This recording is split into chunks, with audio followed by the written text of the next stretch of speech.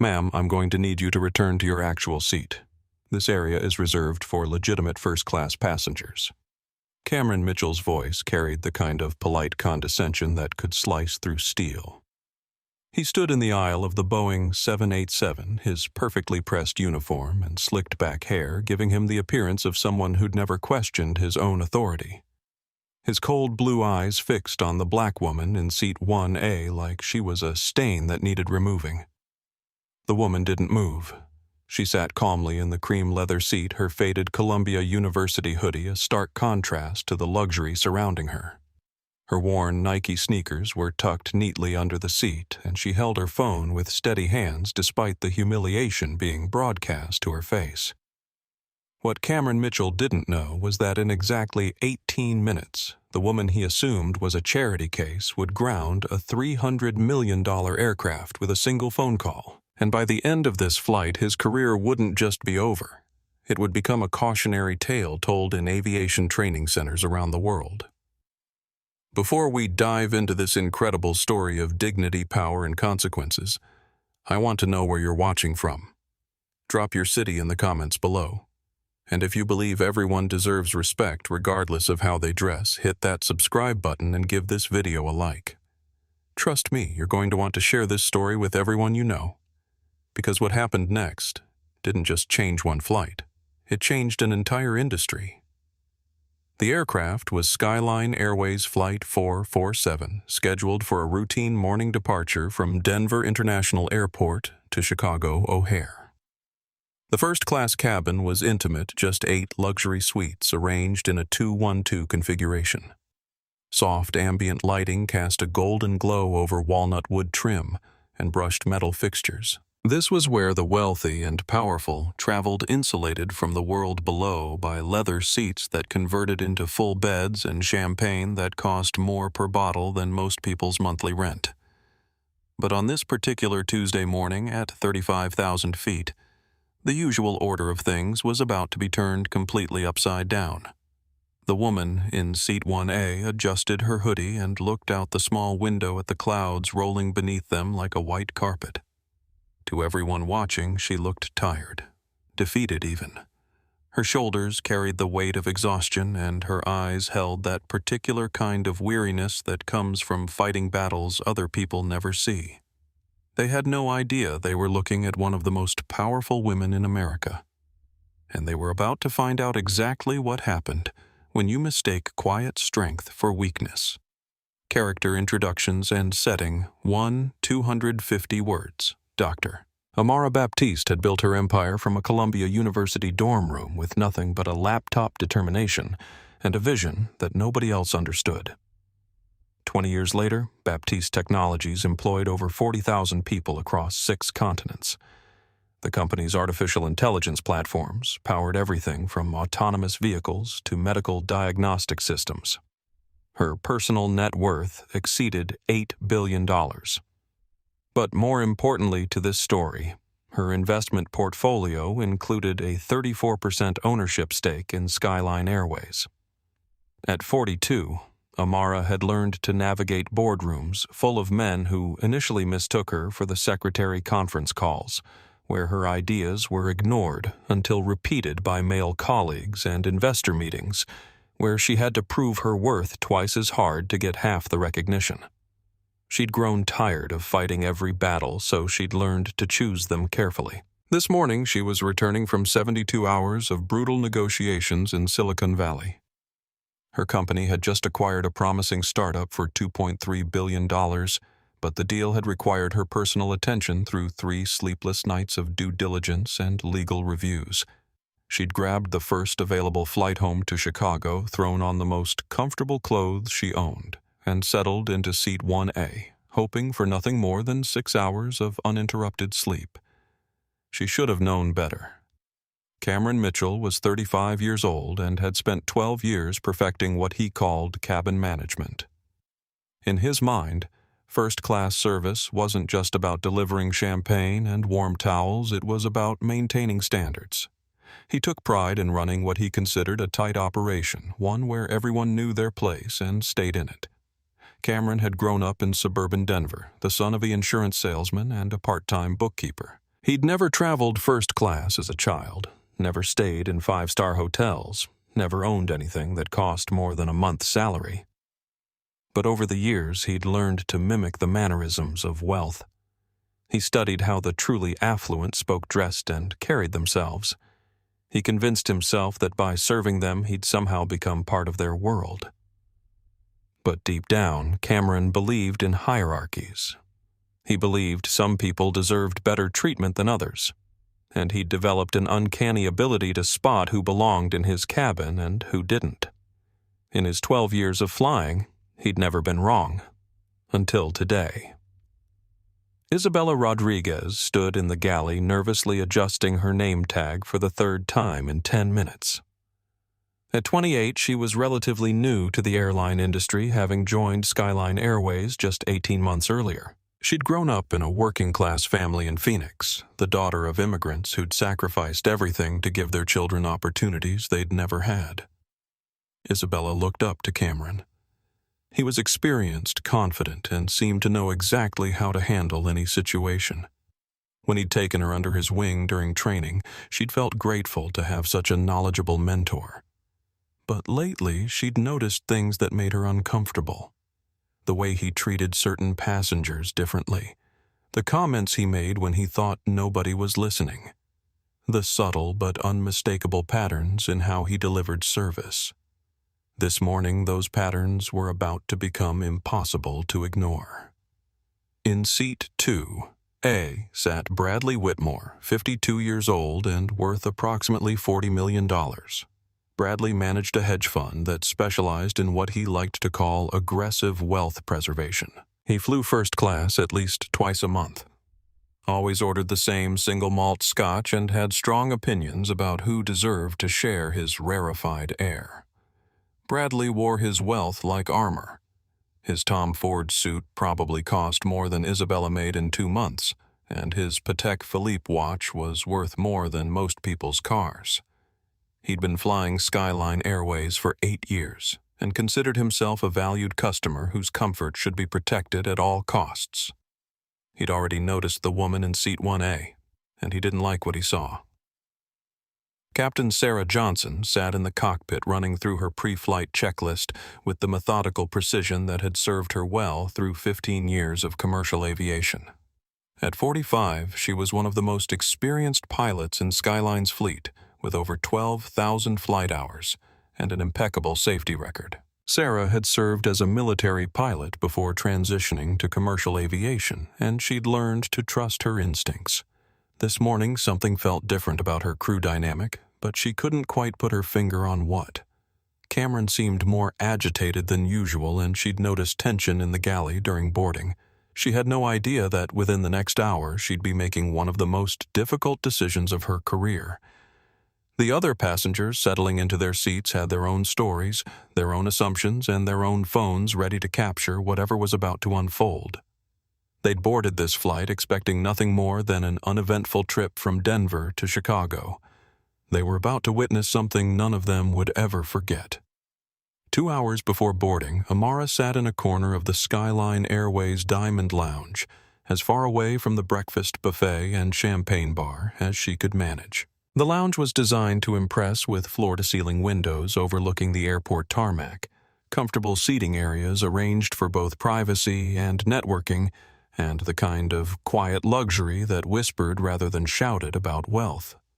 Amara had chosen a secluded spot near the business center, hoping to catch up on emails before her flight.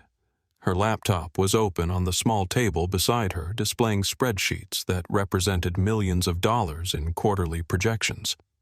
But exhaustion was winning the battle against productivity, and she found herself staring out at the aircraft being serviced on the tarmac. She'd pulled her Columbia hoodie's hood up to discourage conversation, and tucked her legs underneath her in the oversized armchair. To the casual observer, and there were many casual observers in the Diamond Lounge people who made careers out of judging others by their appearance, she looked completely out of place. "Excuse me." The voice came from above her, dripping with the kind of authority that expected immediate compliance. Amara looked up to see Bradley Whitmore standing over her, his perfectly tailored suit and gold watch catching the morning light streaming through the windows. "The staff break room is downstairs." Bradley continued his tone, suggesting he was doing her a favor by providing directions. "This lounge is for passengers only." Amara blinked, taking a moment to process the assumption. She closed her laptop, slowly studying Bradley's face. He wore the expression of someone who'd never been questioned, never been told he was wrong, never had to consider that his first impression might be wildly inaccurate. "I'm waiting for Flight 447, Amara said simply, her voice raspy from lack of sleep. Bradley scoffed a wet, unpleasant sound that made the businessman at the nearby table look up from his Financial Times. "Standards have absolutely plummeted," he announced to no one in particular. "First they let anyone into business class, now the cleaning crews are lounging around with the passengers." He turned toward the concierge desk, presumably to lodge a complaint about the riffraff cluttering up his view. But before he could take 2 steps, something in Amara's stillness stopped him. She hadn't moved, hadn't defended herself, hadn't shown any of the flustered embarrassment he'd expected. Instead, she reached into her bag and pulled out a black credit card, the kind that didn't have a spending limit and required a personal invitation from the bank president. She placed it quietly on the table next to her laptop, along with a boarding pass that clearly showed her name and seat assignment. Bradley's eyes caught the distinctive gleam of the Centurion card, and for the first time in the conversation, uncertainty flickered across his face. But rather than apologize, he doubled down. "Anyone can get those cards these days," he muttered, though his voice had lost some of its earlier conviction. "The banks have really lowered their standards." Amara looked at him with something approaching pity.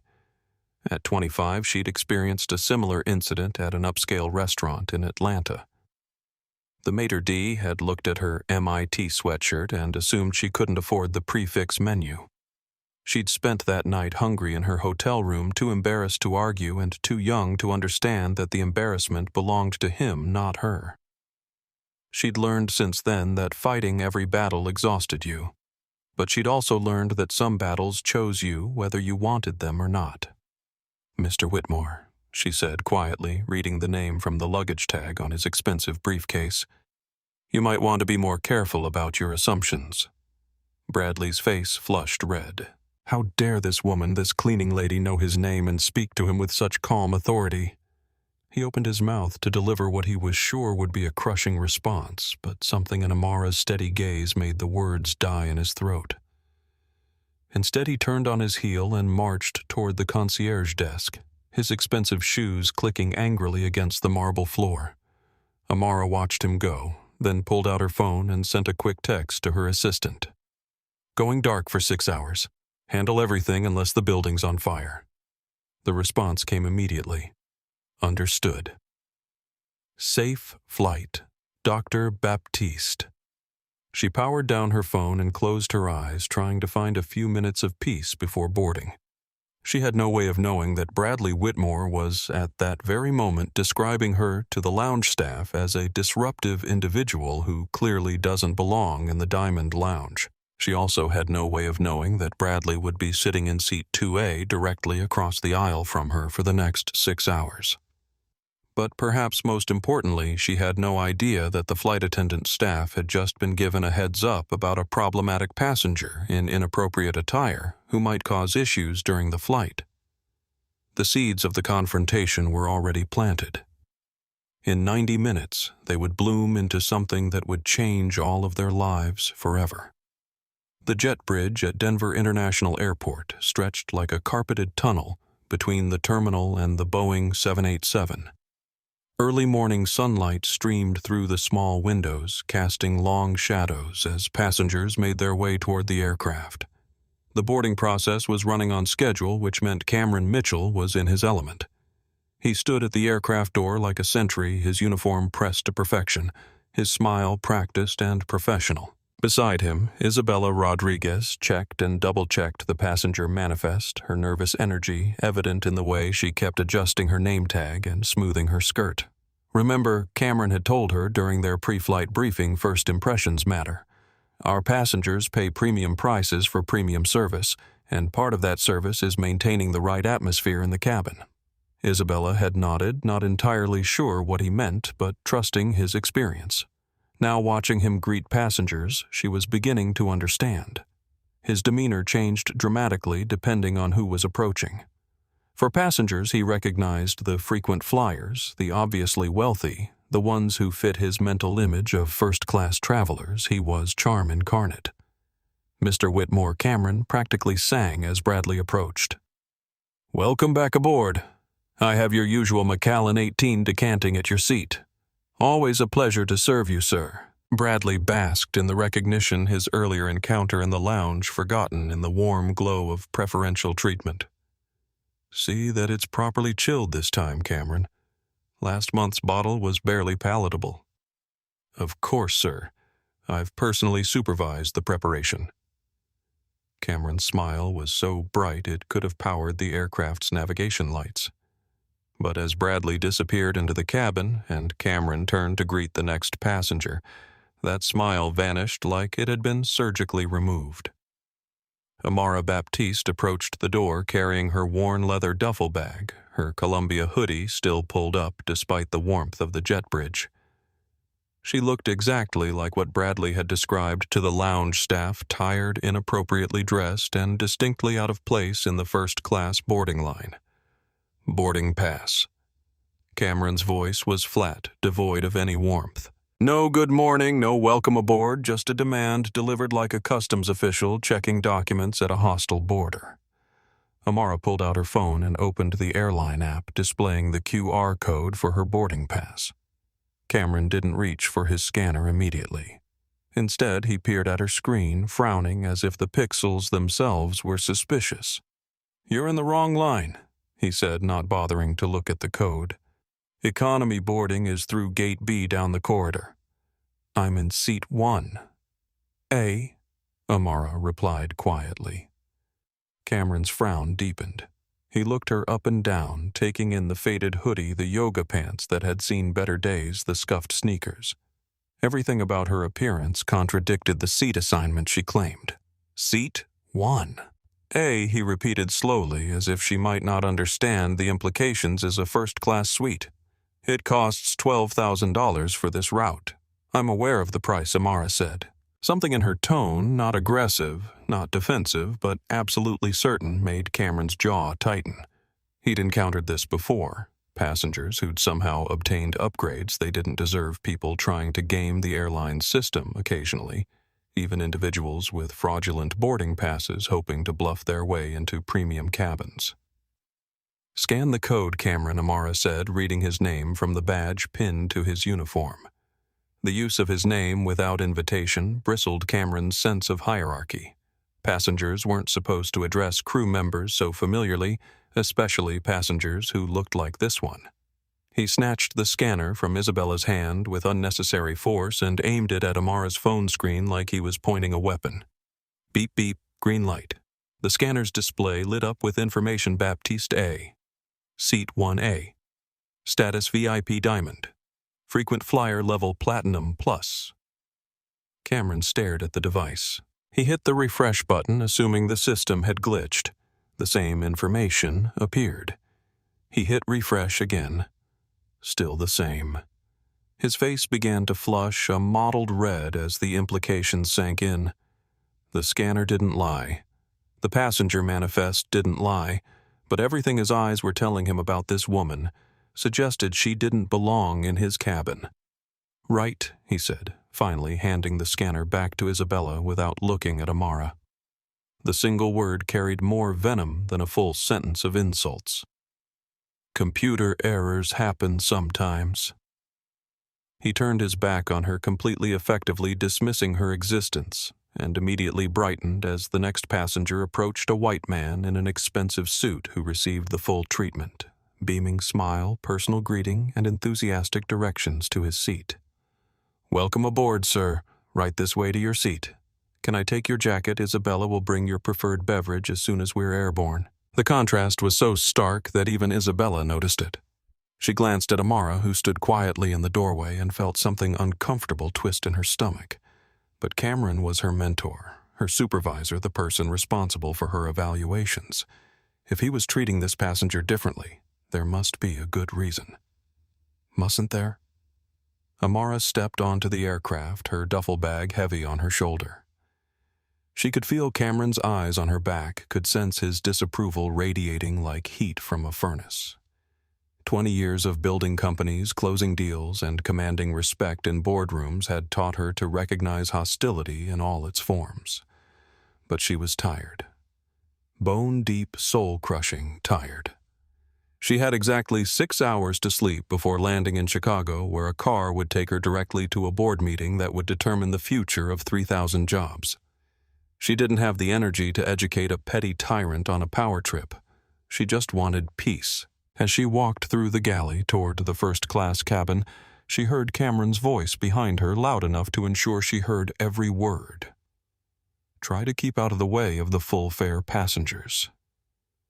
This isn't a charity flight." Isabella's face burned with embarrassment, not for herself, but for the passenger who'd just been publicly humiliated. She'd grown up hearing similar comments directed at her family, had watched her parents endure condescension from people who assumed their accents meant they were stupid, their appearance meant they were poor, their presence meant they didn't belong. But Cameron was already greeting the next passenger with professional enthusiasm, and Isabella told herself she must have misunderstood. Successful flight attendants didn't rock the boat. They followed procedure, supported their supervisors, and kept their opinions to themselves. She had no way of knowing that in less than an hour, staying silent would become the biggest regret of her career. The first-class cabin of Flight 447 was a masterpiece of engineering and luxury. 8 individual suites arranged in a careful configuration that maximized both privacy and space. Each suite featured a leather seat that converted into a fully flat bed, a 24-inch entertainment screen, a personal wardrobe, and enough surface area to spread out laptops, tablets, and the detritus of executive travel. The lighting was soft and warm, designed to create an atmosphere of exclusive comfort. The air itself seemed different here, quieter, cleaner scented with the subtle fragrance of expensive leather and the promise of impeccable service. This was where CEOs, celebrities, and old money traveled when they wanted to arrive, refreshed and ready to conquer whatever waited for them at their destination. Amara walked through this sanctuary slowly, her worn sneakers silent on the thick carpet. She passed occupied suites where passengers were already settling in, organizing their belongings and checking their devices. A few glanced up as she passed, their expressions ranging from curiosity to poorly concealed disdain. Seat 1A was at the front of the cabin, offering the most space and privacy. As Amara approached, she found Bradley Whitmore standing in the aisle next to her seat, his suit jacket already removed and hung in his personal wardrobe, a crystal tumbler of amber liquid in his hand. When he saw her approaching, he stopped mid-sip, his eyes widening with theatrical disbelief. "You have got to be joking," Bradley announced to the entire cabin, his voice carrying the kind of projection that suggested he was used to being heard and obeyed. "You're in here." Every head in first class turned. Conversation stopped. Even the passengers in the middle suites craned their necks to see what was causing the commotion. Suddenly, Amara found herself the center of unwanted attention from 8 of the most privileged travelers in America. "Excuse me," Amara said quietly, stopping just short of her row. "You're standing in front of my seat." Bradley laughed, actually laughed, looking around at his fellow passengers for support. "This is absurd. Absolutely absurd." He raised his voice, projecting toward the galley. Cameron. The other passengers exchanged glances. Maria Santos, a tech journalist in seat 2B, subtly reached for her phone. David Chen, an investment banker in 1C, paused his Bluetooth call and began paying attention. Jennifer Walsh, a marketing executive in 2C, put down her tablet and watched the scene unfold with the focus of someone who recognized good drama when she saw it.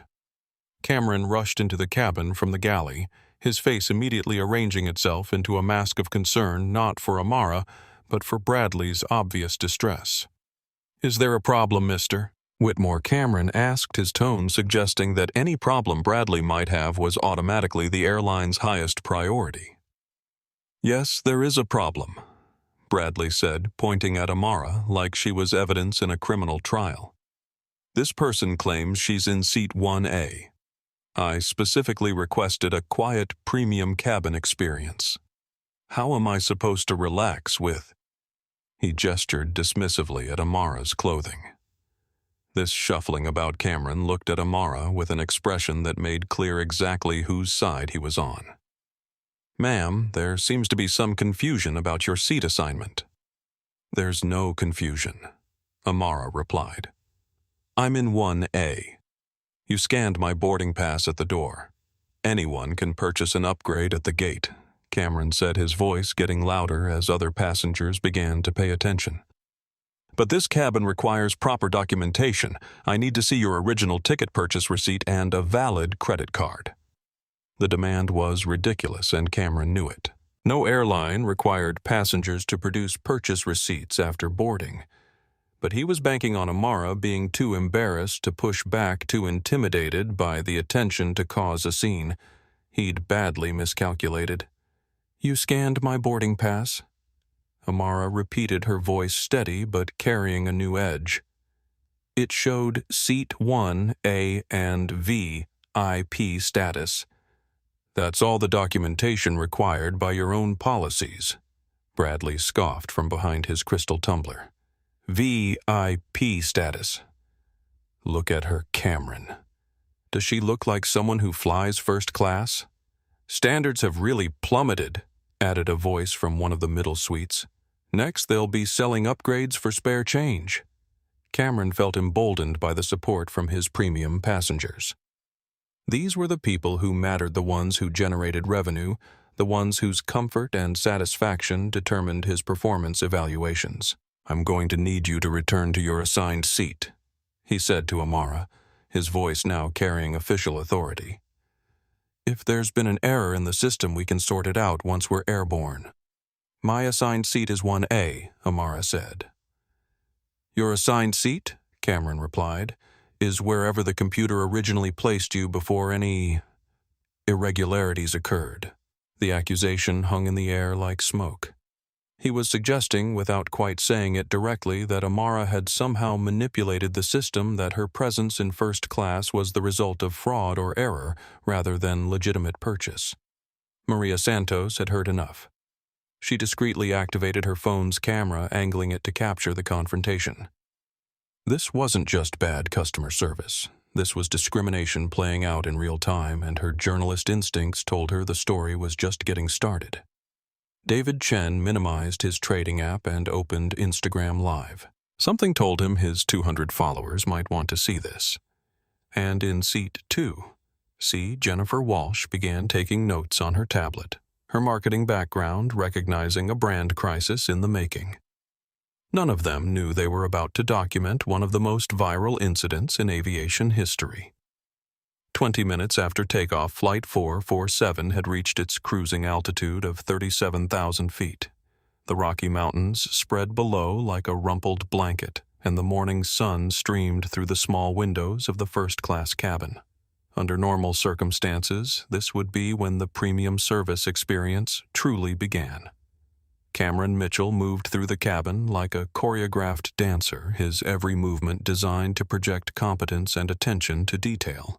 He carried a silver tray with crystal glasses filled with Dom Perignon, each glass positioned at precisely the same angle, each bubble catching the light just so.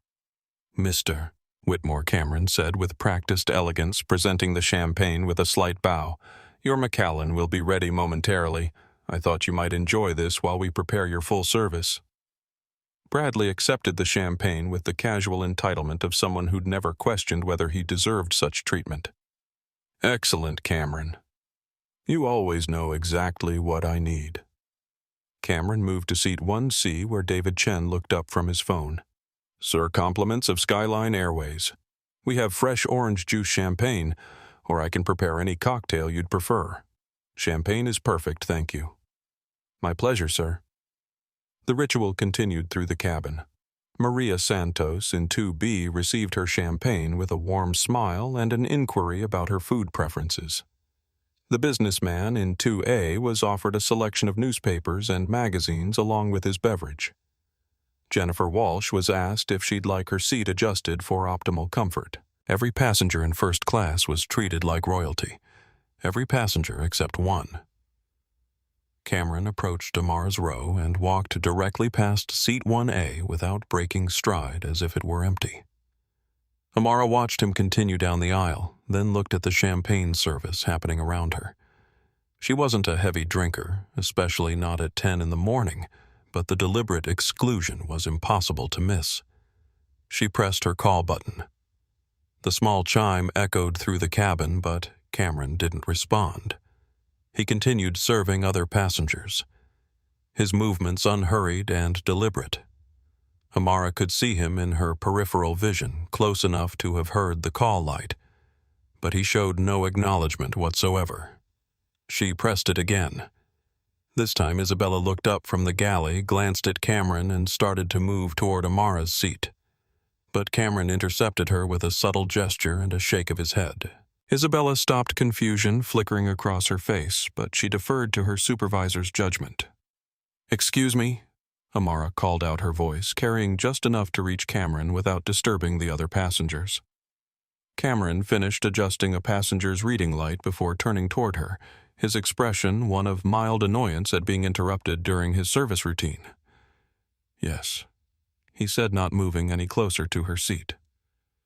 "Could I get a glass of water, please?"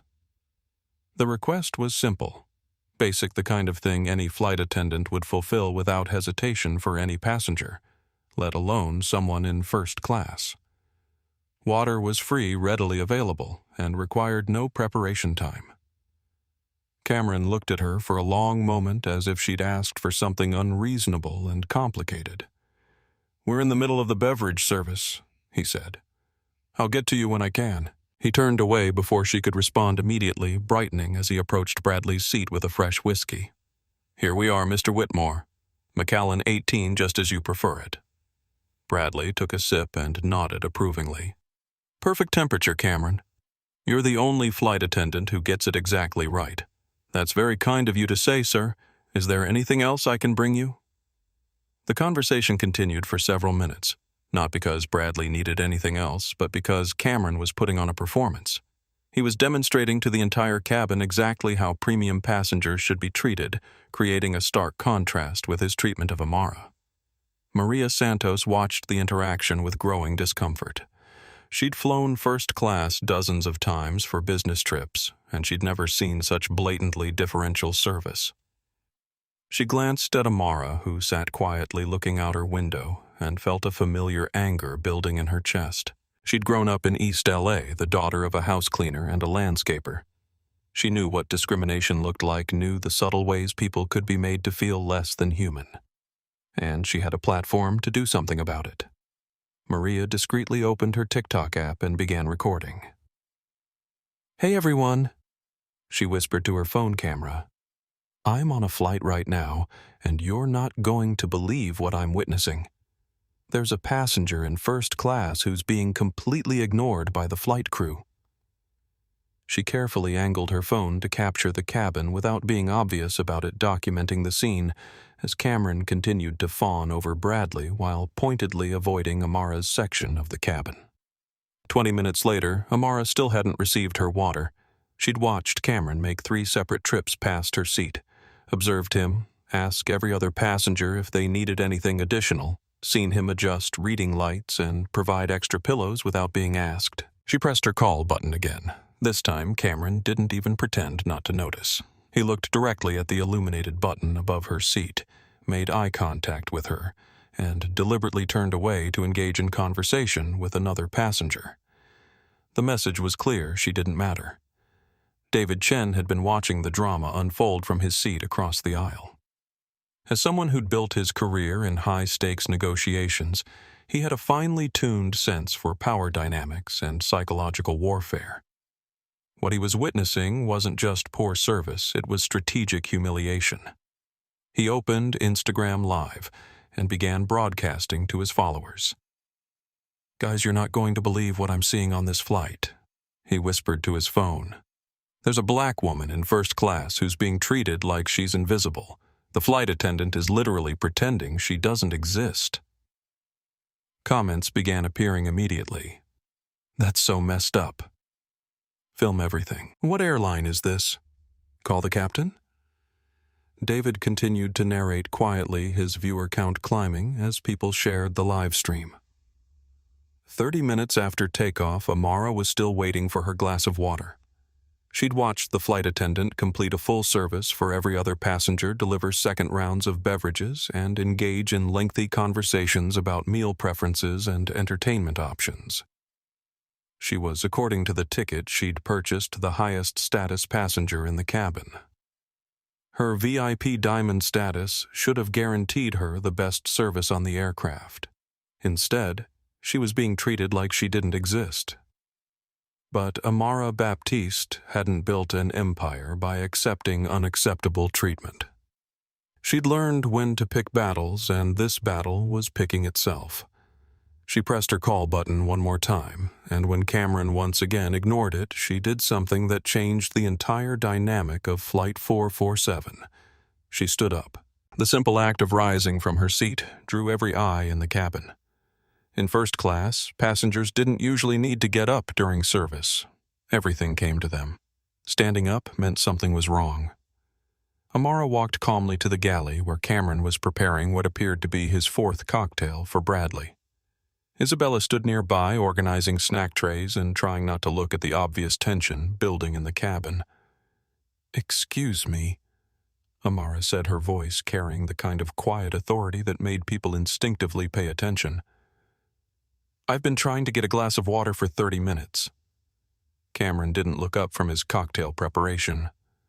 "As I mentioned before, ma'am, we're busy with service.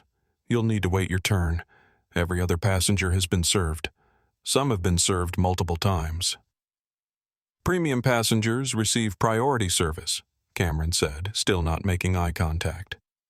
"It's based on fare class and loyalty status." "I'm VIP Diamond status," Amara replied. "That's the highest loyalty level in your program." For the first time since the conversation began, Cameron looked directly at her. His smile was cold and condescending. "Ma'am," he said, his voice now loud enough for other passengers to hear, "I don't know how you obtained that status, but this cabin is reserved for passengers who actually belong here. I suggest you return to your seat and wait patiently like everyone else." The words hung in the air like a slap.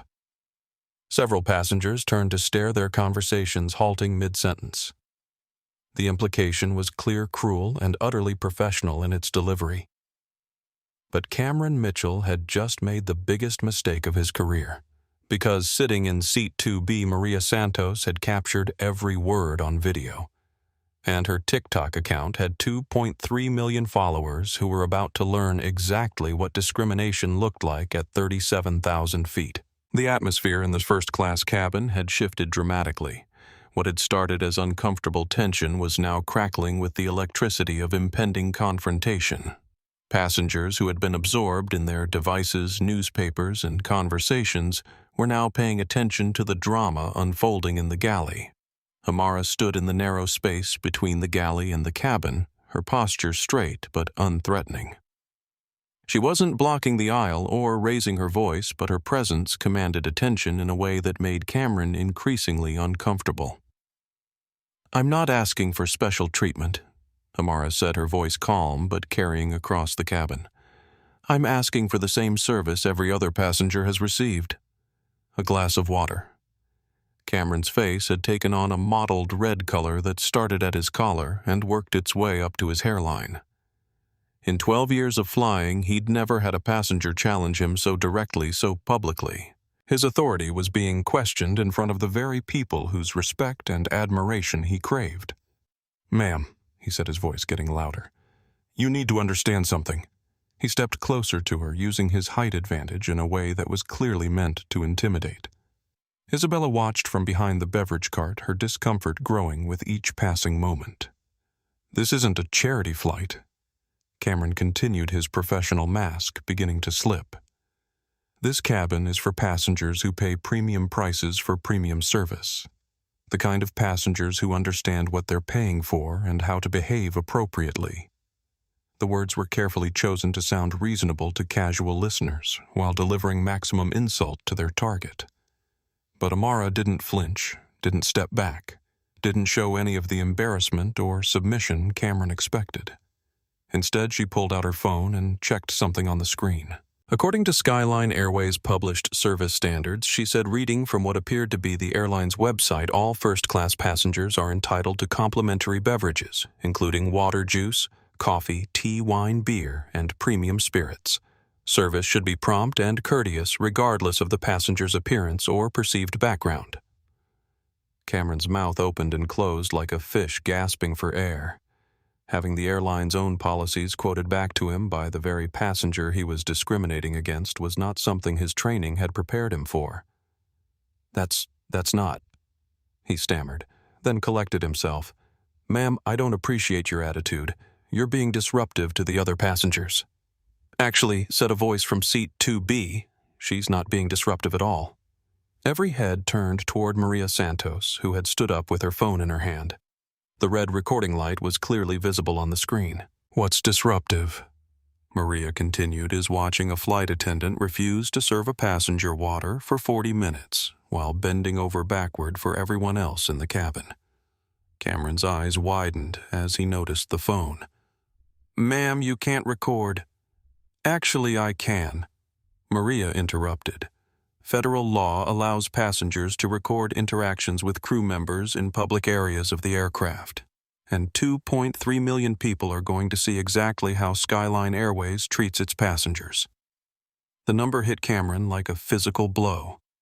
2.3 million followers meant viral potential, meant corporate attention, meant the kind of social media storm that ended careers and destroyed reputations. "Turn off that phone immediately," he demanded. "No," Maria replied simply. That's when David Chen stood up in seat 1C, his own phone in his hand. "I'm live streaming too," he announced. "About 300 people are watching right now, but it's climbing fast." Cameron looked around the cabin wildly. This was spiraling out of control faster than he could process. What had started as routine passenger management was turning into a public relations nightmare. "Everyone needs to put their phones away," he said, his voice rising to near shouting level. "This is a safety issue." "How is filming a safety issue?" asked Jennifer Walsh from seat 2C. She wasn't recording, but she was taking detailed notes on her tablet. "Are you worried about people seeing how you treat passengers?" Isabella finally found her voice. "Cameron," she said quietly, "maybe we should just get her the water." Cameron spun toward her with fury in his eyes. "Stay out of this, Isabella. You don't understand what's happening here." But Isabella was beginning to understand exactly what was happening. She was watching her mentor, the person she'd looked up to and trusted, reveal himself to be something ugly and small.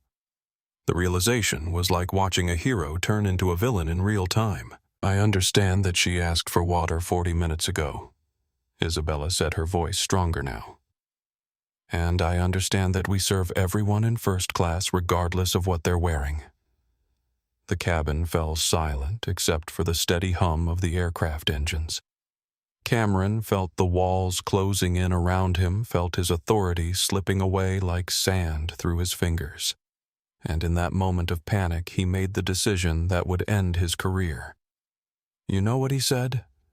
Turning back to Amara with undisguised hostility. "You want to cause problems. You want to be disruptive. Fine." He walked to a service compartment and yanked it open, pulling out a handful of white plastic zip ties, the kind used to secure loose items during turbulence, but also in extreme cases to restrain disruptive passengers. "If you continue being problematic," Cameron said, holding up the zip ties where everyone could see them. I have the authority to restrain you for the safety of the flight. The threat landed like a bomb in the quiet cabin. Passengers gasped audibly. Maria's phone, still recording, captured the moment perfectly. David's live stream viewer count spiked as people shared the stream with friends. Did he just threaten to zip tie her? Someone whispered. For asking for water, said another voice. This is insane. Cameron had crossed a line that couldn't be uncrossed. Threatening physical restraint against a passenger who had done nothing but request basic service wasn't just inappropriate, it was potentially illegal and definitely career-ending. But he was too far gone to stop now. You think you belong in this cabin? He continued waving the zip ties. You think putting on airs and quoting policies is going to change what you are? I've been doing this for 12 years, and I know troublemakers when I see them. Amara looked at the zip ties, then back at Cameron's face. Her expression didn't change, but something shifted in her posture. She was done being patient. What I am, she said quietly, is someone you should be very careful about threatening. The words were delivered without aggression, without raised voice, but with such absolute certainty that they sent a chill through the cabin. Cameron felt it too, a sudden doubt that maybe, just maybe, he'd badly miscalculated. But pride and panic made him double down. Are you threatening me now? He demanded. I'm giving you advice, Amara replied. Put those away. Apologize to your passengers for the disturbance you've created and bring me a glass of water. Right now. Cameron looked around the cabin at the faces staring back at him. Some were horrified, some were angry, some were documenting everything on their phones. He saw Bradley Whitmore watching with what looked like approval, which gave him the courage to make his final mistake. I don't take orders from passengers, he said. Especially not from passengers who don't belong here. He stepped closer to Amara, the zip ties clearly visible in his hand. Last warning, return to your seat and stay quiet, or you're going to find out exactly how we deal with disruptive individuals. The cabin held its breath. And that's when Amara Baptiste made the decision that would change everything. She pulled out her phone and dialed a number. Marcus, she said when the call connected, her voice carrying clearly through the cabin. It's Dr. Baptiste. I need you to conference in the Skyline Airways Board of Directors. Emergency meeting in 5 minutes. She paused, listening to the response. Yes, right now. I'm about to ground a flight. Cameron's face went white.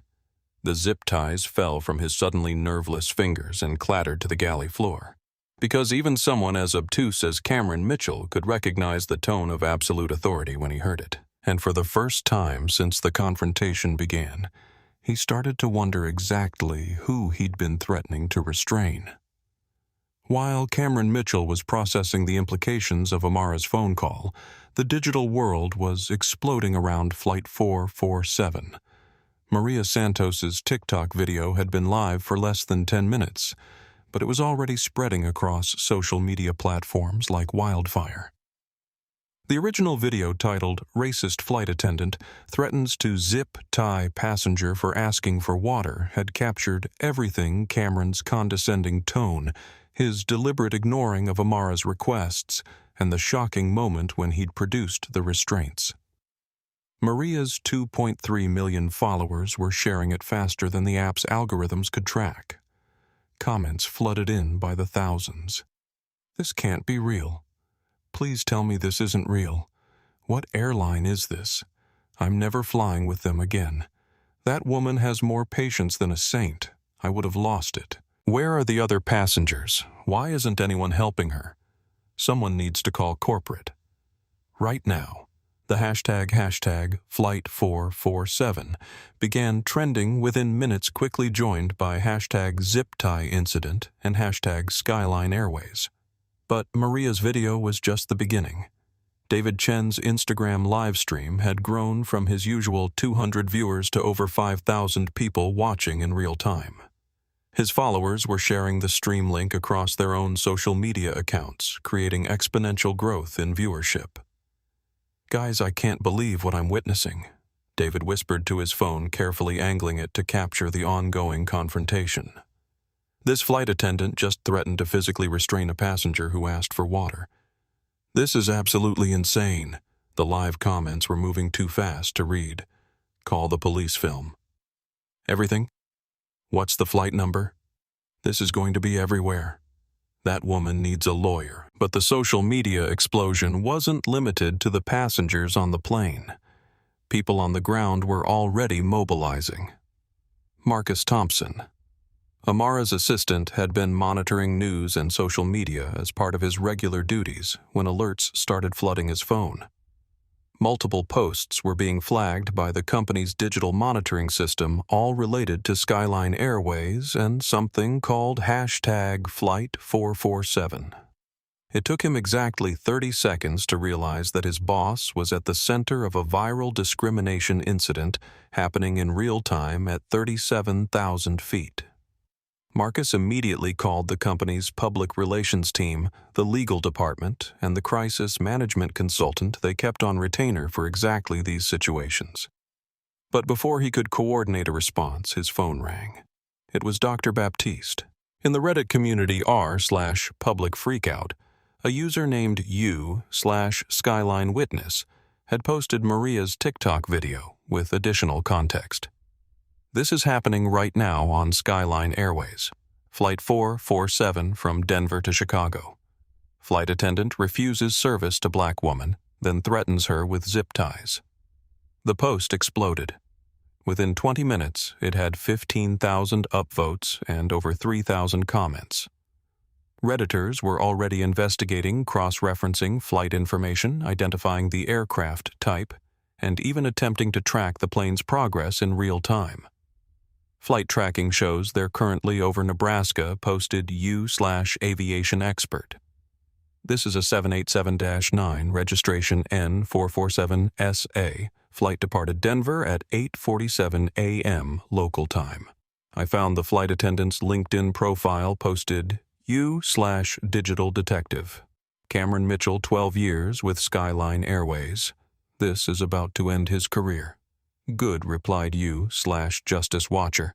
"Actions have consequences." On Twitter, the story was being amplified by accounts with massive followings. Civil rights organizations were sharing the video with commentary about ongoing discrimination in the airline industry. Travel journalists were adding context about similar incidents and federal regulations regarding passenger rights. The NAACP's official account tweeted, "This blatant discrimination against a paying passenger is exactly why we continue to fight for equality in all spaces. At Skyline Airways must address this immediately. #Flight447. The story jumped to traditional media when Amanda Roberts, a CNN correspondent with 500,000 Twitter followers, posted, "Breaking video shows. Skyline Airways flight attendant threatening to zip-tie black passenger who requested water. This is happening right now on Flight 447. Full investigation needed." Inside the aircraft, passengers were becoming aware of the viral storm building around them. Jennifer Walsh, who had been taking notes for potential professional purposes, realized she was witnessing something historically significant. "This is going to change policies," she murmured to herself, typing rapidly on her tablet. As someone who worked in crisis management, she could see exactly how this would unfold. Viral video, corporate response, media coverage, regulatory investigation, policy changes, and probably congressional hearings. But none of that mattered to Cameron Mitchell, who was standing in the galley, watching his world collapse in real time. He could see passengers holding up phones, could hear whispered commentary being recorded for social media, could feel the weight of thousands of eyes watching his every move through their camera lenses. Isabella stood behind him, no longer pretending to organize service items. She was watching the man she'd considered a mentor reveal himself to be someone she didn't recognize, someone whose behavior made her ashamed to wear the same uniform. "Cameron," she said quietly, "you need to apologize. Right now."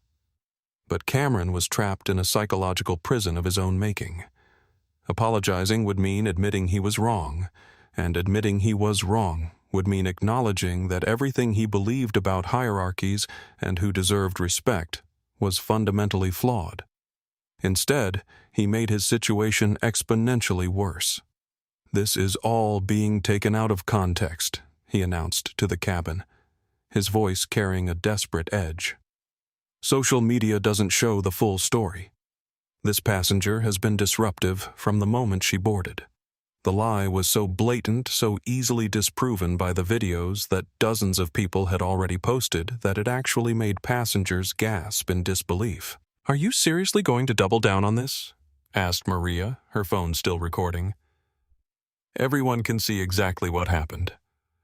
The cameras don't lie," added David, his live stream now approaching 10,000 viewers.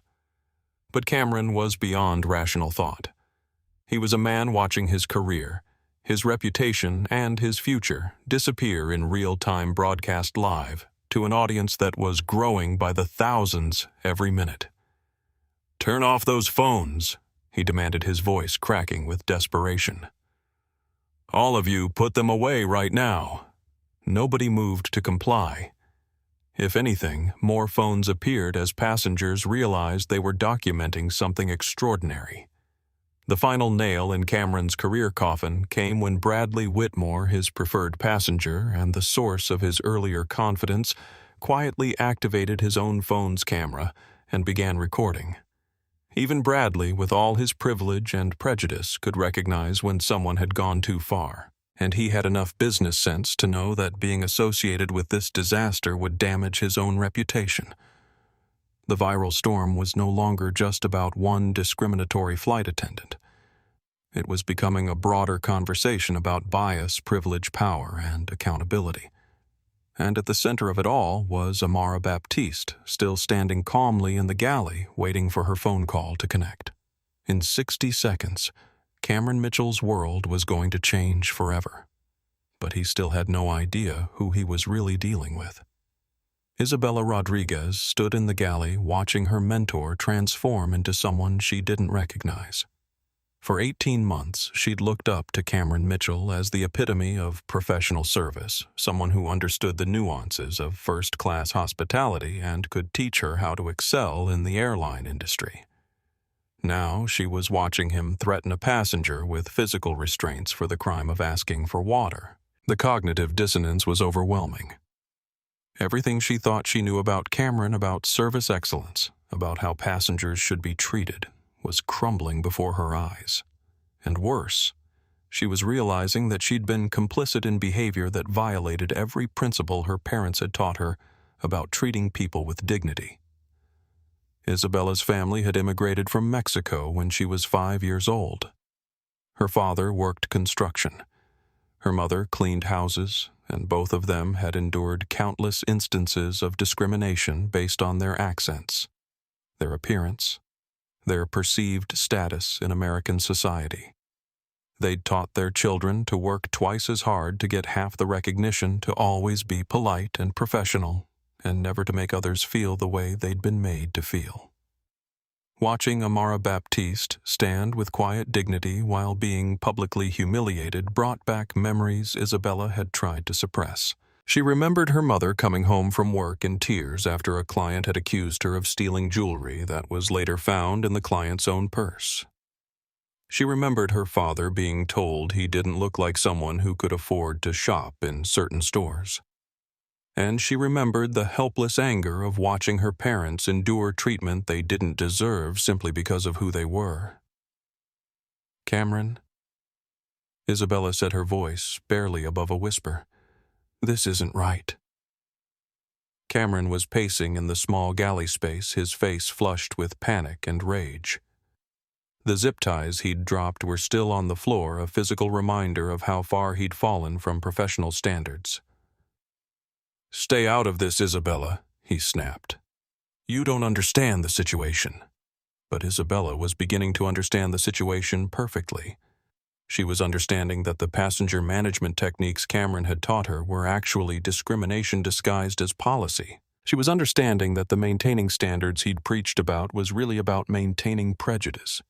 and she was understanding that every time she'd stood silently while Cameron treated certain passengers differently, she'd been part of the problem. "I understand that she asked for water an hour ago," Isabella said, her voice getting stronger. "I understand that you've served everyone else in the cabin multiple times. I understand that you just threatened to restrain a passenger who hasn't done anything wrong." Cameron turned on her with fury in his eyes. "You don't know what you're talking about. That woman doesn't belong in this cabin. Look at her." "I am looking at her," Isabella replied. "I see a passenger who paid for a first-class ticket and deserves first-class service, just like everyone else." The words seemed to hit Cameron like physical blows. His authority was being challenged not just by the passenger he was discriminating against, but by his own subordinate, someone who was supposed to follow his lead without question. "If you can't support your supervisor," Cameron said, his voice taking on a threatening tone, "maybe you're not cut out for this job." Isabella looked around the cabin at the passengers watching this confrontation unfold. She saw phones recording live streams broadcasting and social media posts being shared in real time. She saw history being made, and she realized she had a choice to make. She could stay silent, protect her job, and be forever associated with discrimination and abuse of power. Or she could find her voice, do what was right, and accept whatever consequences followed. Her parents had risked everything to come to America so their children could have opportunities they'd never had. They'd endured discrimination and hardship, so Isabella could have a career where she was respected and treated fairly. The least she could do was extend that same respect and fairness to others. "You're right," Isabella said, loud enough for the passengers to hear. "I'm not cut out for this job if this is what it requires." She walked past Cameron to the beverage station, filled a glass with ice water, and carried it directly to Amara's seat. "Dr. Baptiste," she said, having heard Amara's name during the phone conversation, "I apologize for the delay. Here's your water." Amara looked up at the young woman standing beside her seat. Isabella's hands were shaking slightly, but her expression was determined. Amara could see the fear in her eyes. Fear of consequences, fear of retaliation, fear of career damage, but she could also see courage. "Thank you, Isabella," Amara said, reading the name tag. "And thank you for finding your voice." Isabella nodded, then did something that surprised everyone in the cabin, including herself. She sat down in the empty crew seat next to Amara and pulled out her own phone. "This is Isabella Rodriguez," she said into the camera, "and I'm a flight attendant on Skyline Airways Flight 447. I want everyone to know that what you've witnessed today does not represent the values I was taught or the standards I believe in." Her voice was shaky, but clear, her words carrying across the cabin and into the digital world beyond. "Dr. Baptiste asked for water over an hour ago, and she was denied service based solely on her appearance. When she persisted in asking for basic service that every other passenger received, she was threatened with physical restraints. "This is wrong. This is discrimination. And I should have spoken up sooner." Cameron stood frozen in the galley, watching his authority evaporate completely. Not only was he dealing with a viral discrimination incident, but now his own crew member was publicly contradicting him and supporting the passenger he'd been trying to control. Maria Santos, still recording, captured Isabella's statement and immediately began sharing it across her social media platforms. "Flight attendant speaks truth to power," she typed as she posted. "This woman just risked her career to do what's right." David Chen's live stream viewer count spiked again as people shared the new development. Comments flooded in supporting Isabella's courage and calling for her protection from retaliation. But perhaps most importantly, Isabella's public statement provided corroboration for everything the passengers had witnessed. No longer could Skyline Airways or anyone else claim that the discrimination had been taken out of context or misunderstood. One of their own employees had confirmed that it was exactly what it appeared to be. Isabella Cameron said, his voice tight with rage and desperation. "You're fired." effective immediately. Isabella looked at him calmly. You don't have the authority to fire me mid-flight, Cameron. And besides, she gestured toward the phones, still recording throughout the cabin. I think your authority to fire anyone is about to become irrelevant. She was right. In the time it had taken Isabella to find her courage and speak her truth, Amara's phone call had connected. And the person on the other end of that call was about to change everything.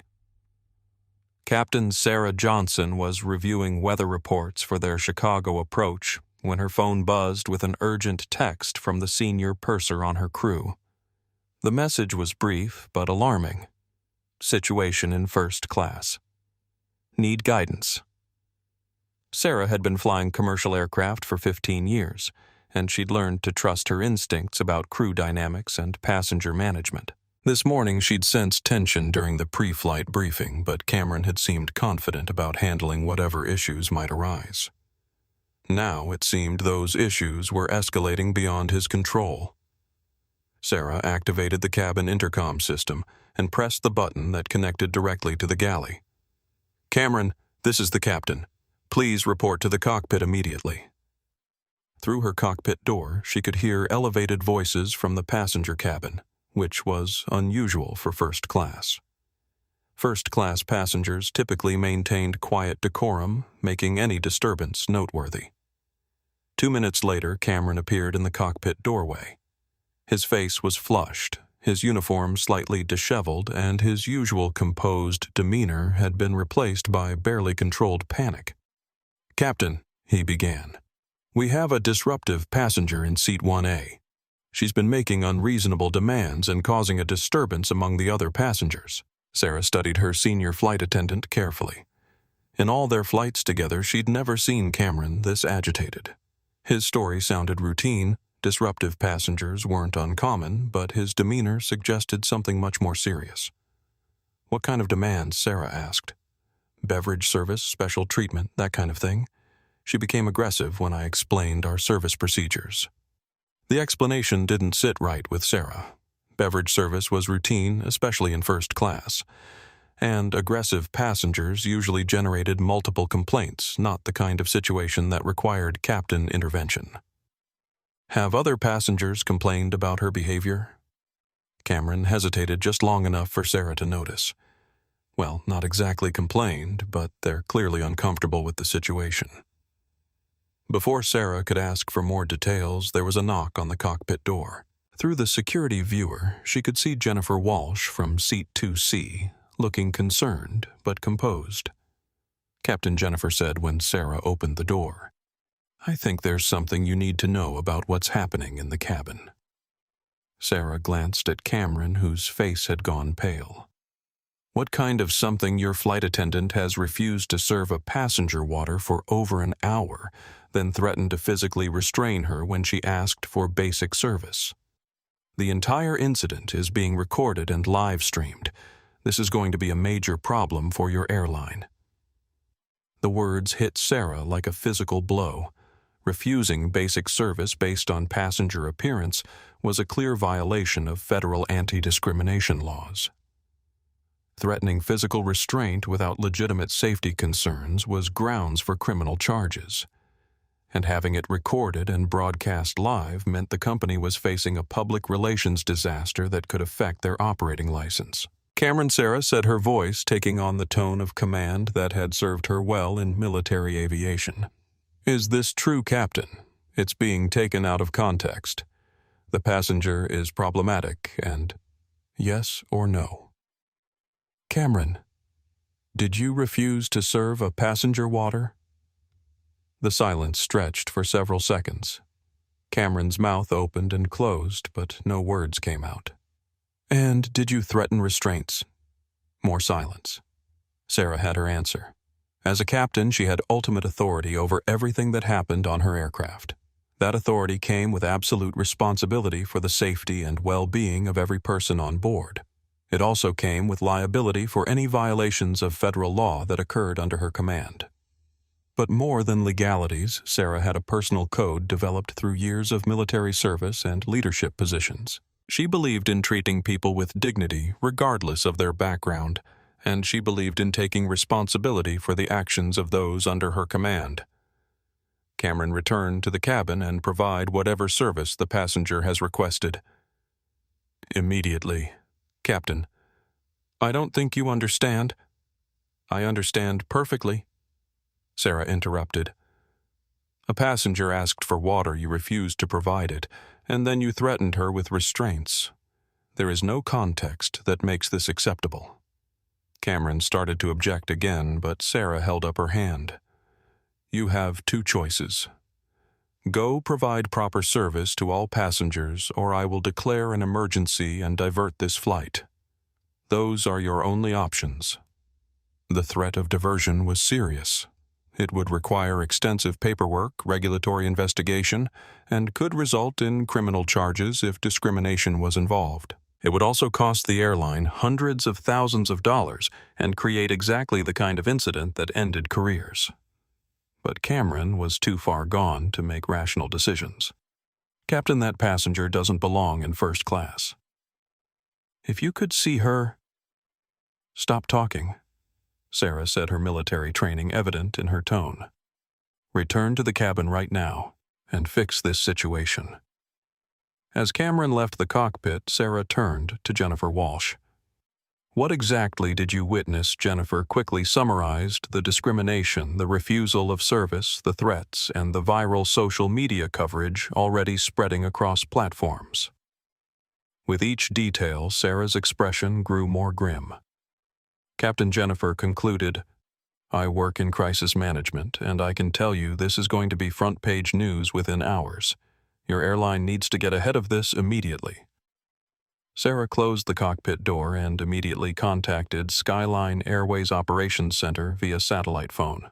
The operations manager needed to know they had a potential federal violation occurring on a live flight being broadcast to thousands of people in real time. Operations, this is Captain Johnson on Flight 447. I need to speak to the duty manager immediately. We have a situation. While she waited for the connection, Sarah realized she was facing one of the most difficult decisions of her career. She could continue the flight and hope the situation resolved itself, risking further escalation and legal liability. Or she could take decisive action that would cost the company money, but might preserve some measure of corporate reputation.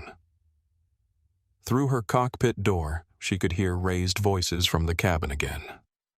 Whatever Cameron was doing, he wasn't following her orders to provide proper service and de-escalate the situation.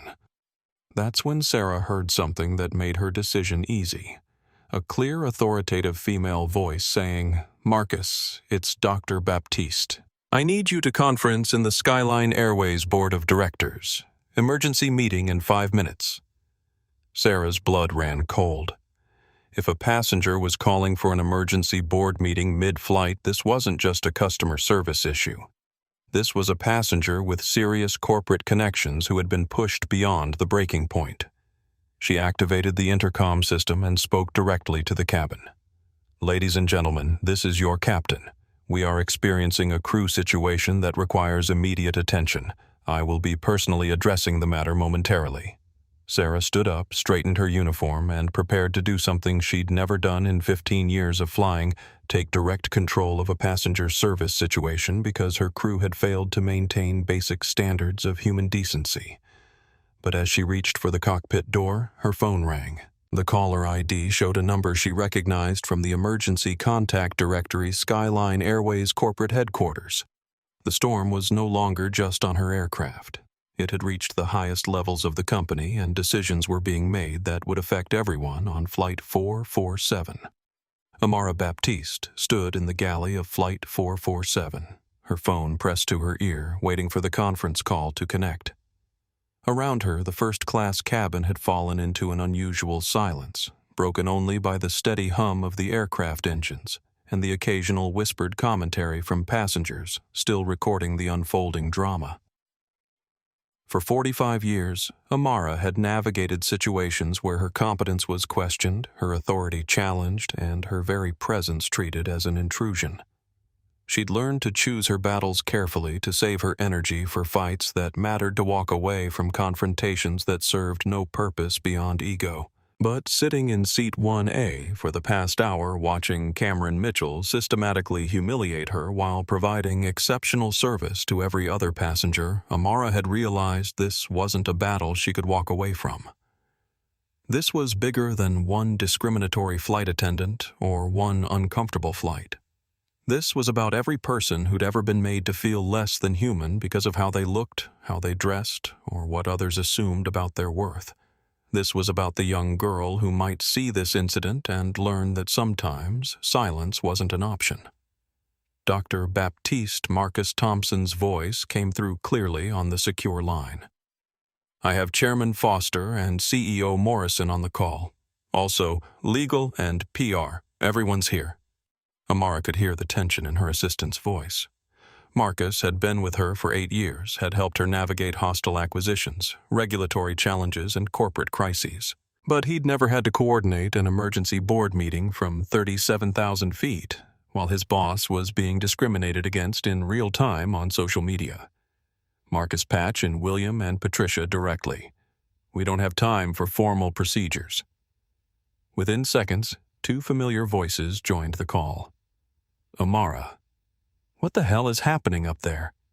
William Foster's voice carried the authority of someone who'd spent 40 years in corporate boardrooms. As chairman of Skyline Airways, he'd seen his share of crises, but nothing quite like this. "William, I'm on Flight 447, your flagship route from Denver to Chicago. For the past hour, your senior flight attendant has refused me basic service, publicly humiliated me, and threatened me with physical restraints. The entire incident has been recorded and is currently viral on social media." Patricia Morrison, CEO of Skyline Airways, spoke next. Her voice was tight with the kind of controlled panic that came with watching stock prices plummet in real time. "Amara, we're seeing the social media coverage. The videos are everywhere. Can you give us the exact sequence of events?" Amara provided a concise but complete summary. The lounge incident with Bradley Whitmore, the discrimination during boarding, the refusal of water service, the public confrontation, and finally the zip tie threats. As she spoke, she could hear typing in the background as the legal team took notes, and the PR department likely calculated damage control strategies. "Jesus," William muttered when she finished. "How bad is the social media coverage?" "Based on what I'm seeing from passengers around me, it's trending nationally. Multiple live streams, viral videos, and major news accounts are already picking it up." Patricia's voice came back strained. "Amara, what do you need from us?"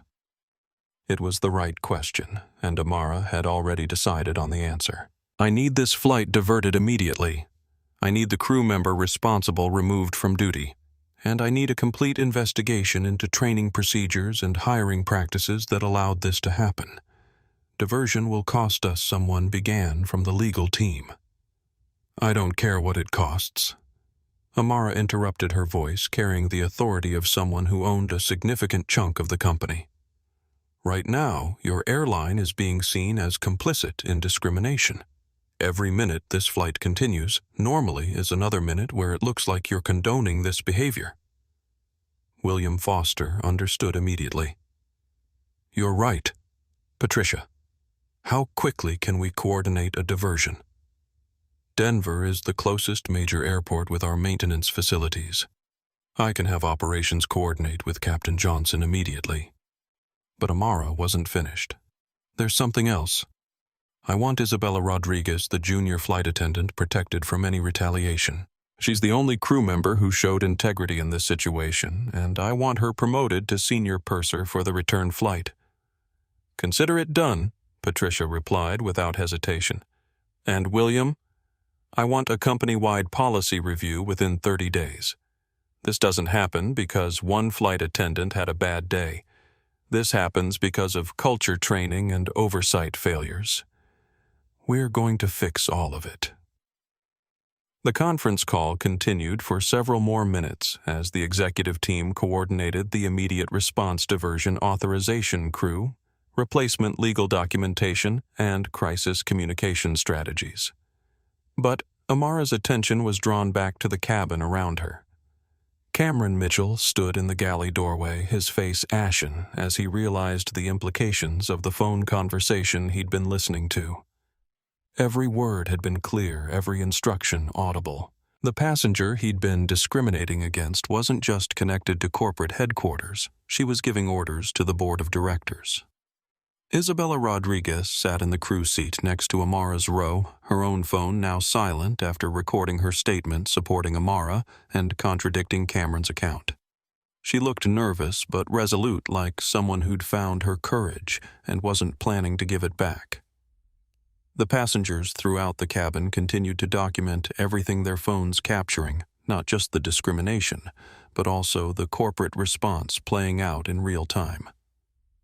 Maria Santos was providing live commentary to her millions of followers, while David Chen's live stream had grown to over 15,000 viewers. Marcus Amara said as the call began to wind down, "Make sure all of this is documented properly. Not just for legal purposes, but for the policy changes we're going to implement." "Already on it, Dr. Baptiste. Full incident report will be ready by the time you land." Amara ended the call and looked around the cabin one final time. In 30 minutes, this aircraft would be on the ground in Denver. Cameron Mitchell's career would be over, and Skyline Airways would begin the difficult process of rebuilding trust with millions of customers who had watched discrimination play out in real time.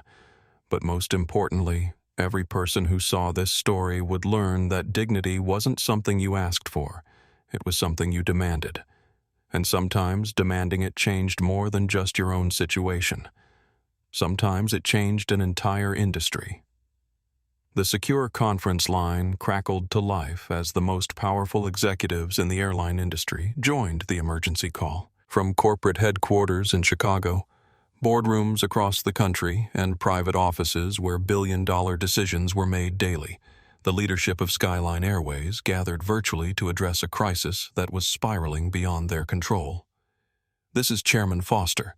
I have CEO Morrison General Counsel Davis and Chief Communications Officer Reynolds on the call. Dr. Baptiste, we understand you're requesting immediate diversion of Flight 447. Amara's voice carried clearly through the cabin as she stood in the galley surrounded by passengers whose phones were capturing every word of corporate history being made in real time. "William, this isn't a request. Under Section 7 of the Shareholder Agreement, I'm invoking Emergency Action Protocol. This aircraft will be diverted to Denver immediately, and I want a full crew replacement waiting on the ground." The silence on the conference line spoke volumes. Section 7 was rarely invoked. It gave major shareholders the authority to demand immediate corporate action in situations that posed existential threats to the company. Using it meant Amara believed this incident could destroy Skyline Airways, if not handled decisively. Amara Patricia Morrison's voice was tight with barely controlled panic. "The operational costs of diversion are significant. But more importantly, we need to understand the full scope of what happened up there."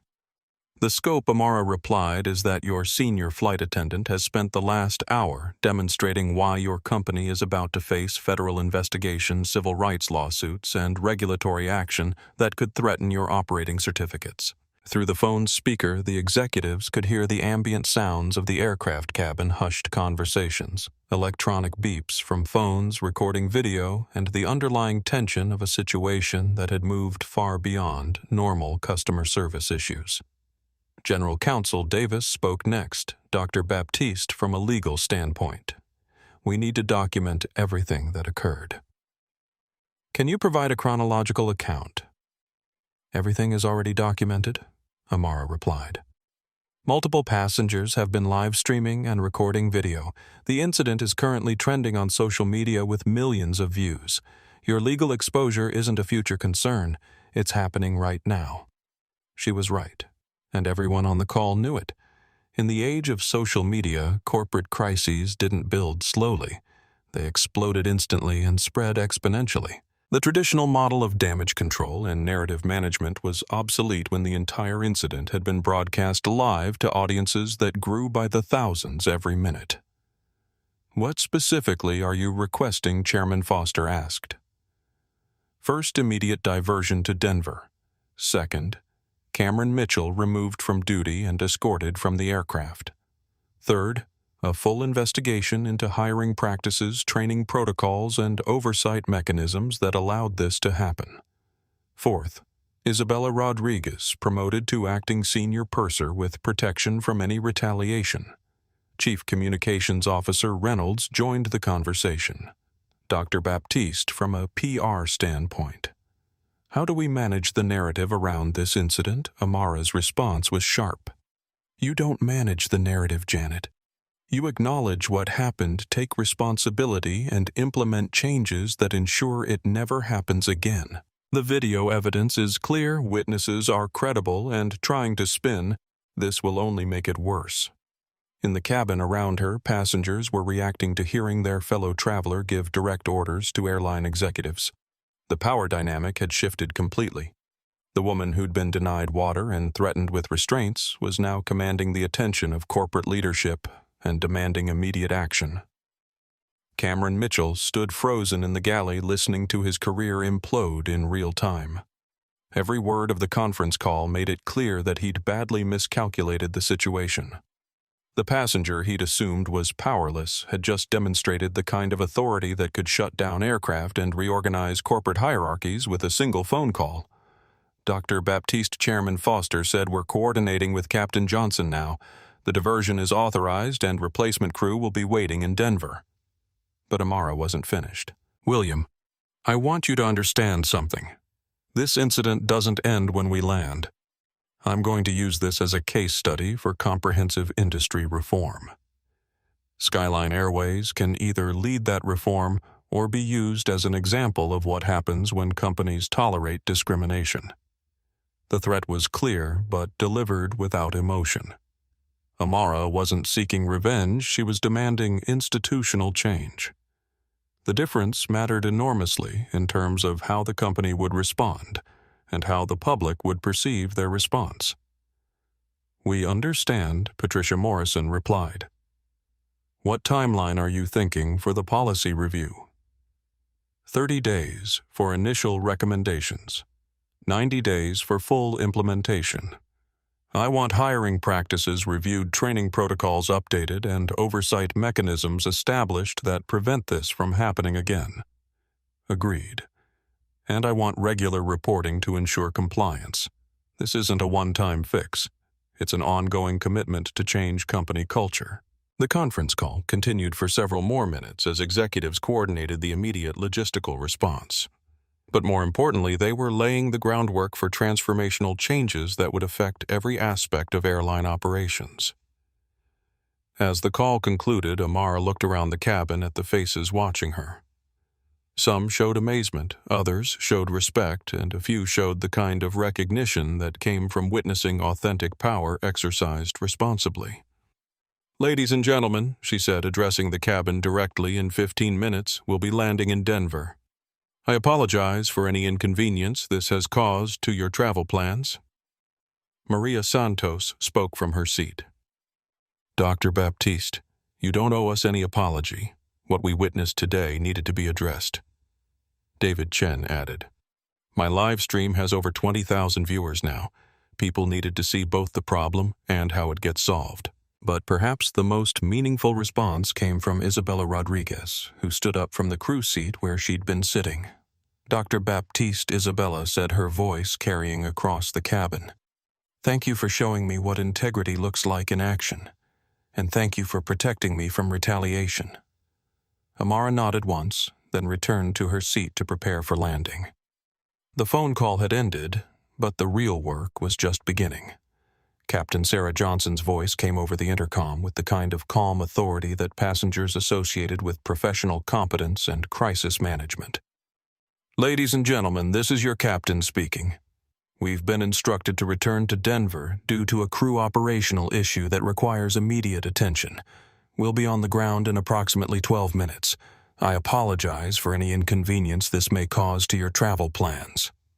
The announcement sent a ripple of reaction through the cabin. Passengers who had been absorbed in documenting the discrimination incident suddenly realized they were part of an even bigger story, an airline diverting a flight specifically to address what they'd witnessed.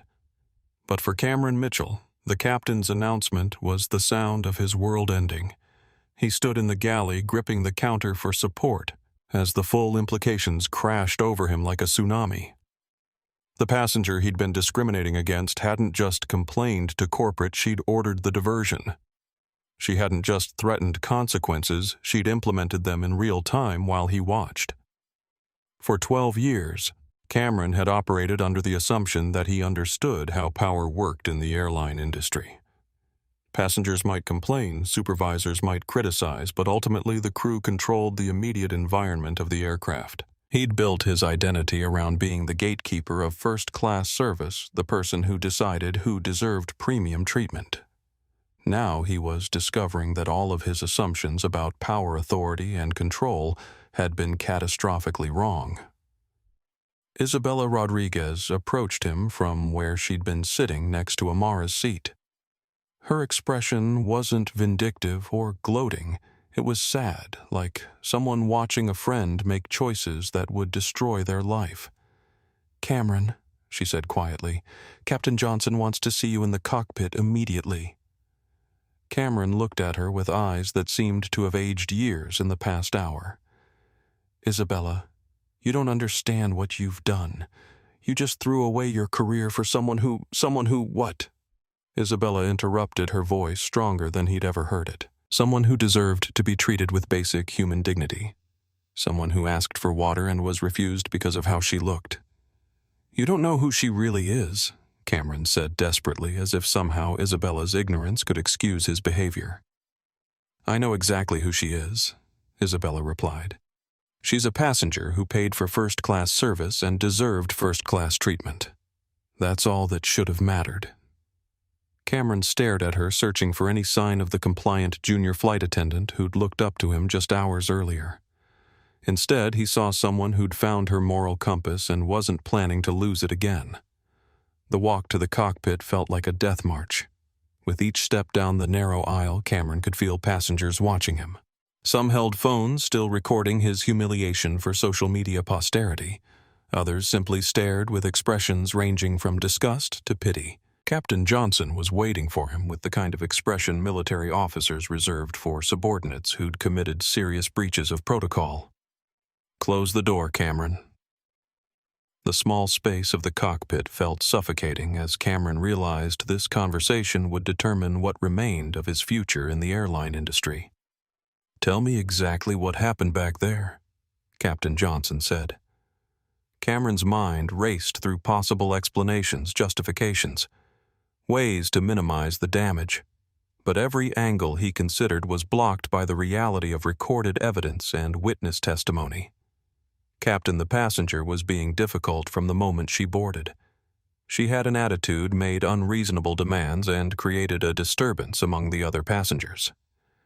Captain Johnson pulled out her phone and showed Cameron a video that was clearly from social media. The sound was low, but the image was crystal clear. Cameron denying Amara water service while providing champagne to other passengers. "Is this your idea of a difficult passenger?"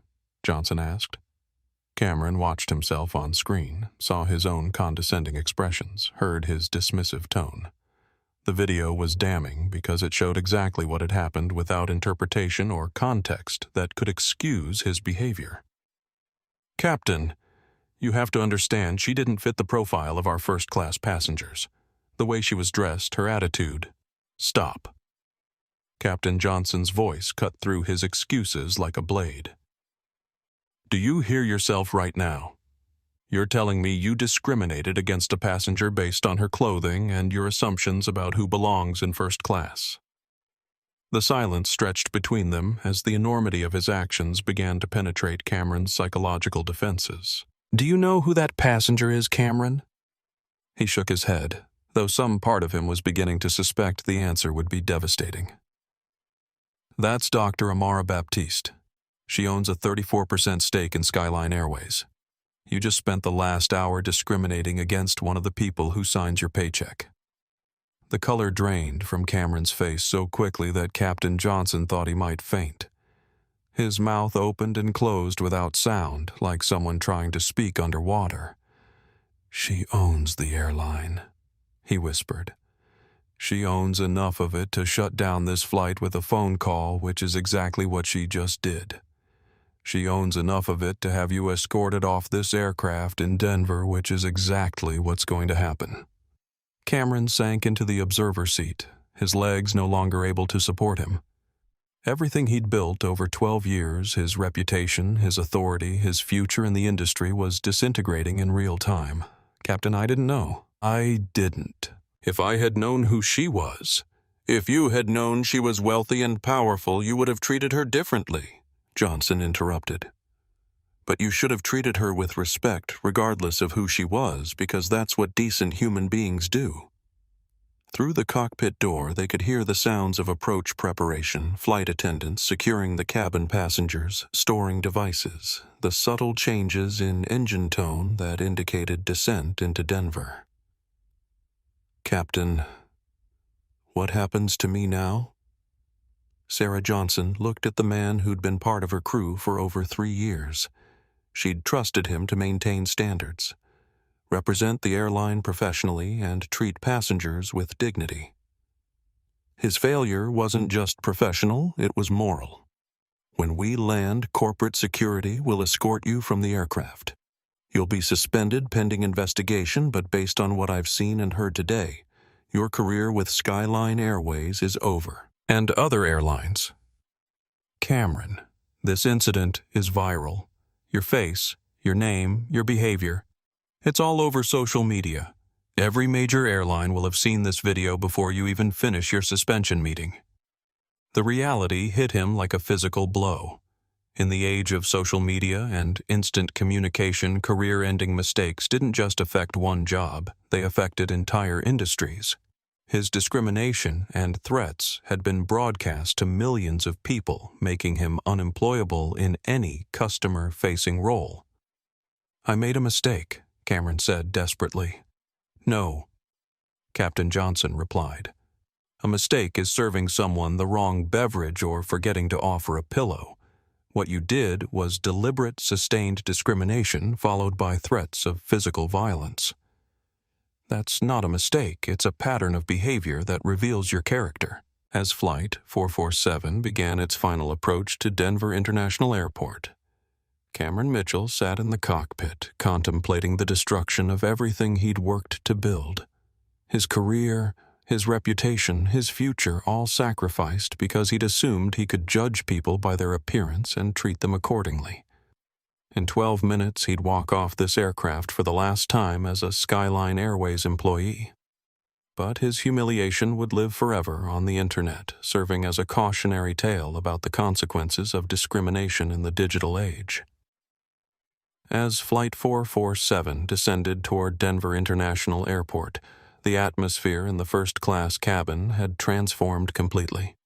What had begun as a routine morning flight had become a masterclass in power dynamics, social media accountability, and the consequences of discrimination. Cameron Mitchell emerged from the cockpit looking like a man who'd seen his own ghost. His face was pale, his hands trembling slightly, and his usual confident posture had been replaced by the slumped shoulders of defeat. Every passenger in the cabin could read his body language and understand that whatever conversation had taken place with Captain Johnson had sealed his fate. He approached Amara's seat like a condemned man, walking to execution, his steps hesitant and his breathing shallow. Around the cabin, phones were still recording, capturing what everyone suspected would be his final moments as a Skyline Airways employee. Dr. Baptiste Cameron began, his voice barely above a whisper. "I need to apologize." Amara looked up from her phone where she'd been reviewing emails that had accumulated during the flight. Her expression was neutral, giving nothing away about her thoughts or emotions. "I didn't know who you were," Cameron continued, the words tumbling out in a rush. "If I had known you were... if I had realized your position with the company..." "Stop," Amara said quietly, but with enough authority to cut through his babbling. "Let me ask you something, Cameron. Are you apologizing because you treated me badly or because you got caught treating me badly?" The question hung in the air like a judgment. Every passenger in the cabin was listening, waiting to see if Cameron had learned anything from his spectacular downfall, or if he was simply trying to minimize consequences. "I'm apologizing because I made a mistake," he said. What mistake was that exactly? Cameron looked around the cabin, acutely aware that his answer was being recorded by multiple devices and would likely be dissected across social media platforms within hours. I treated you unprofessionally. You denied me water for an hour while serving everyone else champagne. You publicly humiliated me in front of other passengers. You threatened me with physical restraints. Which of those actions are you apologizing for?" The specificity of her questions made it impossible for Cameron to hide behind vague admissions of error. She was forcing him to acknowledge exactly what he'd done, creating a record that couldn't be minimized or explained away later. "All of it," Cameron said desperately. "I apologize for all of it." "Do you apologize because it was wrong or because I turned out to be someone who could end your career?" The question struck at the heart of everything that had happened. Cameron's discrimination had been based on assumptions about power, who had it and who didn't. His apology was motivated by the same calculations, just with updated information about the power dynamics involved. From seat 2, a Bradley Whitmore had been watching the exchange with growing panic. He'd been just as discriminatory as Cameron had encouraged the flight attendant's behavior and had publicly humiliated Amara in front of the other passengers. Worse, he'd done it all while being recorded by multiple people. Now he was realizing that his own behavior would be scrutinized, his own professional reputation would be damaged, and his own relationships with clients and colleagues would suffer consequences. Dr. Baptiste Bradley said, standing up from his seat, "I owe you an apology as well." Amara turned to look at the man who'd tried to have her removed from the Diamond Lounge, who'd questioned her right to be in first class, who'd encouraged Cameron's discriminatory behavior. "Go on," she said. "I made assumptions about you based on appearances. That was wrong of me, and I sincerely apologize. What were those assumptions?" Mr. Whitmore Bradley shifted uncomfortably, aware that whatever he said would be preserved on video forever. I thought you might be staff rather than a passenger. Why did you assume that? Because of how you were dressed, I suppose. And why should how someone dresses determine whether they deserve respect? It was another question that cut straight to the heart of the discrimination issue. Bradley found himself unable to provide an answer that didn't expose his own prejudices and biases. "It shouldn't," he admitted finally. "Then why did you treat me like I was less than human because of my clothing choices?" Bradley had no answer for that question because any honest response would require him to acknowledge beliefs about class, race, and social hierarchies that he'd never been forced to examine publicly. Other passengers began to stir uncomfortably in their seats. Some had remained silent during the discrimination, had watched it happen without intervening. Others had made comments or shown approval for Cameron's behavior. Now they were realizing that their own actions would be subject to scrutiny as the video evidence spread across social media. But Amara wasn't finished with Cameron. "I want you to understand something," she said to the flight attendant, who was still standing nervously beside her seat. "Your apology isn't for me. I don't need it, and it doesn't undo what happened. Your apology is for you, so you can tell yourself you tried to make amends." Cameron looked confused. "I don't understand." "The damage isn't to me," Amara explained. "I'm successful, wealthy, and powerful enough to ground aircraft when I'm mistreated. The damage is to every person who looks like me but doesn't have my resources.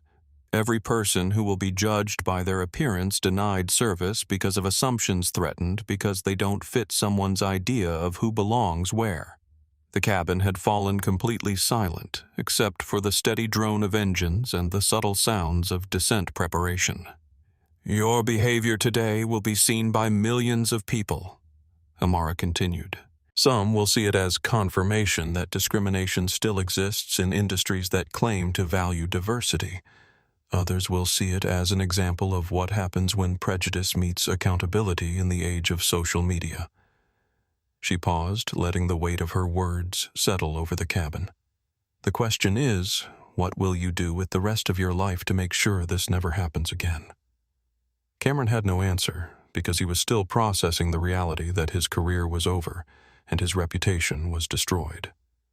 But perhaps more importantly, he was beginning to understand that his actions had consequences far beyond his own professional future. As the aircraft touched down at Denver International Airport, everyone in the first-class cabin knew they'd witnessed something extraordinary, not just the destruction of one man's career, but a lesson in dignity, power, and accountability that would ripple through social media and corporate boardrooms for years to come. The Boeing 787 touched down at Denver International Airport with the smooth precision that passengers had come to expect from commercial aviation. But nothing else about Flight 447's arrival was routine. As the aircraft taxied toward the gate, passengers could see through their windows that this wasn't a normal arrival. Corporate vehicles were positioned near the jet bridge, their emergency lights creating a kaleidoscope of red and blue against the morning sun. Security personnel in dark suits stood at strategic positions, their presence making it clear that this was now an official incident, requiring immediate corporate response. Captain Sarah Johnson's voice came over the intercom one final time. "Ladies and gentlemen, we've arrived at Denver International Airport. Please remain seated while we coordinate with ground personnel. Corporate representatives will be boarding momentarily to address the situation that necessitated our diversion." Inside the first-class cabin, the tension was palpable. Passengers were still recording on their phones, capturing the final moments of what had become one of the most documented discrimination incidents in aviation history. The viral videos had been shared millions of times across social media platforms, making Flight 447 a trending topic worldwide. Cameron Mitchell sat in a crew jump seat, his uniform rumpled and his face showing the strain of someone whose entire world had collapsed in the span of an hour. He stared at his hands, avoiding eye contact with the passengers he'd humiliated and the colleagues who'd witnessed his professional destruction. Isabella Rodriguez stood near the galley, her posture straight and her expression calm despite the chaos surrounding her. In the span of 60 minutes, she'd transformed from a nervous junior flight attendant to someone who'd found her voice and used it to speak truth to power. The courage she'd shown in contradicting her supervisor and supporting a discriminated passenger had been captured on video and shared across platforms, making her a symbol of workplace integrity. The aircraft came to a complete stop, and within moments, the jet bridge door opened to admit a group of serious-looking individuals in business attire. Leading them was Patricia Morrison, CEO of Skyline Airways, followed by General Counsel Davis and Director of Human Resources Kelly Martinez. Patricia approached Amara's seat directly, her expression showing the kind of grave concern that came with watching a corporate crisis unfold in real time across social media. Dr. Baptiste Patricia said, "I'm Patricia Morrison, CEO of Skyline Airways. On behalf of the entire company, I want to apologize for what you experienced on this flight." Amara looked up from her phone where she'd been monitoring the social media coverage of the incident. The hashtags #Flight447 and #ZipTie were trending globally, with millions of people sharing videos and commentary about the discrimination they'd witnessed. "Patricia, your apology is noted, but what matters now is action. Systemic discrimination doesn't end with apologies. It ends with structural change. Agreed.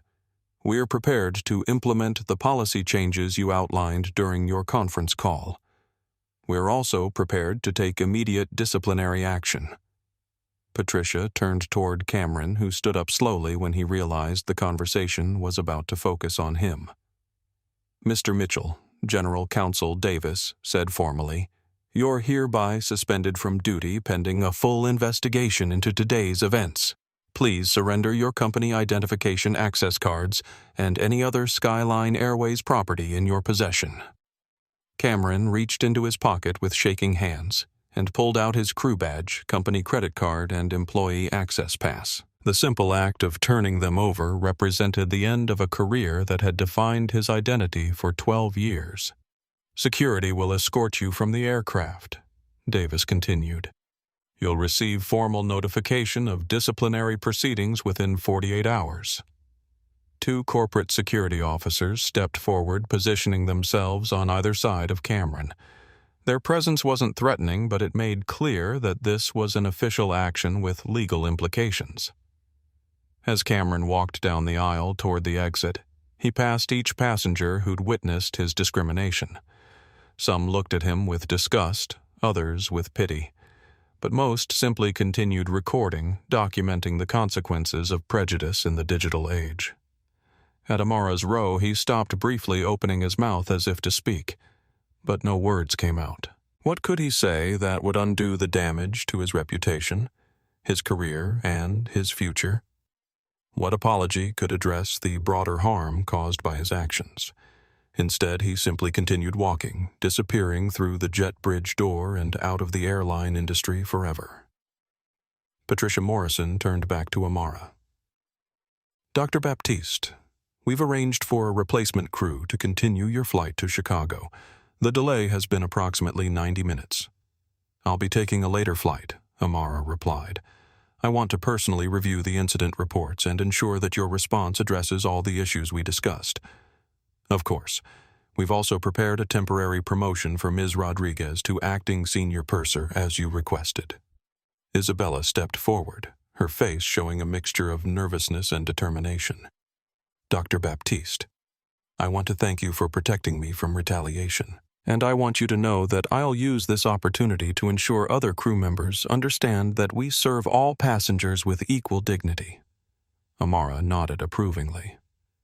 "Isabella, what you did today took courage. You chose integrity over comfort, truth over silence. That's the kind of leadership this industry needs." As corporate executives continued their discussions about policy changes, investigation procedures, and media response strategies, passengers began to deplane. But this wasn't a normal departure process. Each passenger was given contact information for corporate affairs in case they wanted to provide additional testimony about what they'd witnessed. Several were interviewed briefly by legal representatives, their accounts documented for the formal investigation that would follow. Maria Santos paused at Amara's seat before leaving. "Dr. Baptiste, your video is going to change how people think about discrimination in travel. My followers are already demanding policy changes from other airlines." David Chen added, "The live stream reached over 50,000 people. Everyone could see both the problem and the solution happening in real time." But perhaps the most significant moment came when Jennifer Walsh, the marketing executive, approached Amara with a business proposal. "Dr. Baptiste, I work in crisis management, and what you demonstrated today was masterful. You turned a personal attack into an opportunity for institutional change. If you're interested in consulting on industry-wide reform, I'd love to discuss it." As Amara gathered her belongings and prepared to leave the aircraft, she reflected on how a simple request for water had evolved into a moment that would reshape corporate policies and social awareness. The discrimination had been captured, shared, and discussed by millions. But more importantly, the response had been swift, decisive, and focused on preventing future incidents rather than minimizing current damage. Flight 447 had landed safely in Denver, but its real impact was just beginning. Within 6 hours of Flight 447's diversion to Denver, the incident had become the most viral aviation story in social media history. The hashtag Flight 447 was trending #1 globally across multiple platforms, surpassing major news events and celebrity scandals to capture the attention of millions worldwide. Maria Santos's original TikTok video had reached 15 million views and counting.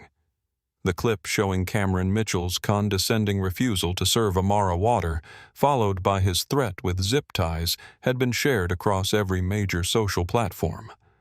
Comments poured in from around the world, with viewers expressing outraged support for Amara and demands for accountability. "This is 2024, not 1964. How is this still happening?" wrote one user with 500,000 likes. "The way she handled this with such dignity while being humiliated." "Absolute class," added another. "Name and shame every airline that allows this behavior," demanded a third. David Chen's Instagram live stream had been viewed by over 100,000 people during the flight, with the recorded version continuing to gain viewers exponentially. His real-time commentary had captured not just the discrimination, but also the corporate response and consequences, providing a complete narrative arc that traditional media couldn't match. But the viral spread wasn't limited to individual passengers' accounts. News outlets worldwide had picked up the story, with major networks leading their evening broadcasts with footage from Flight 447. CNN's headline read, "Viral video flight attendant threatens to zip-tie passenger who asked for water." The BBC reported American airline diverts flight after discrimination incident streams live. The New York Times ran an in-depth analysis: how social media accountability changed corporate response to discrimination in real time. Cameron Mitchell's life had become a cautionary tale broadcast to a global audience. Within hours, internet detectives had identified his full name, employment history, and social media profiles. His LinkedIn account was flooded with negative comments, his Facebook page was overwhelmed with criticism, and his Twitter feed became a repository for discussions about workplace discrimination and accountability. More troubling for Cameron was that his behavior had inspired others to share their own experiences with discrimination in the service industry.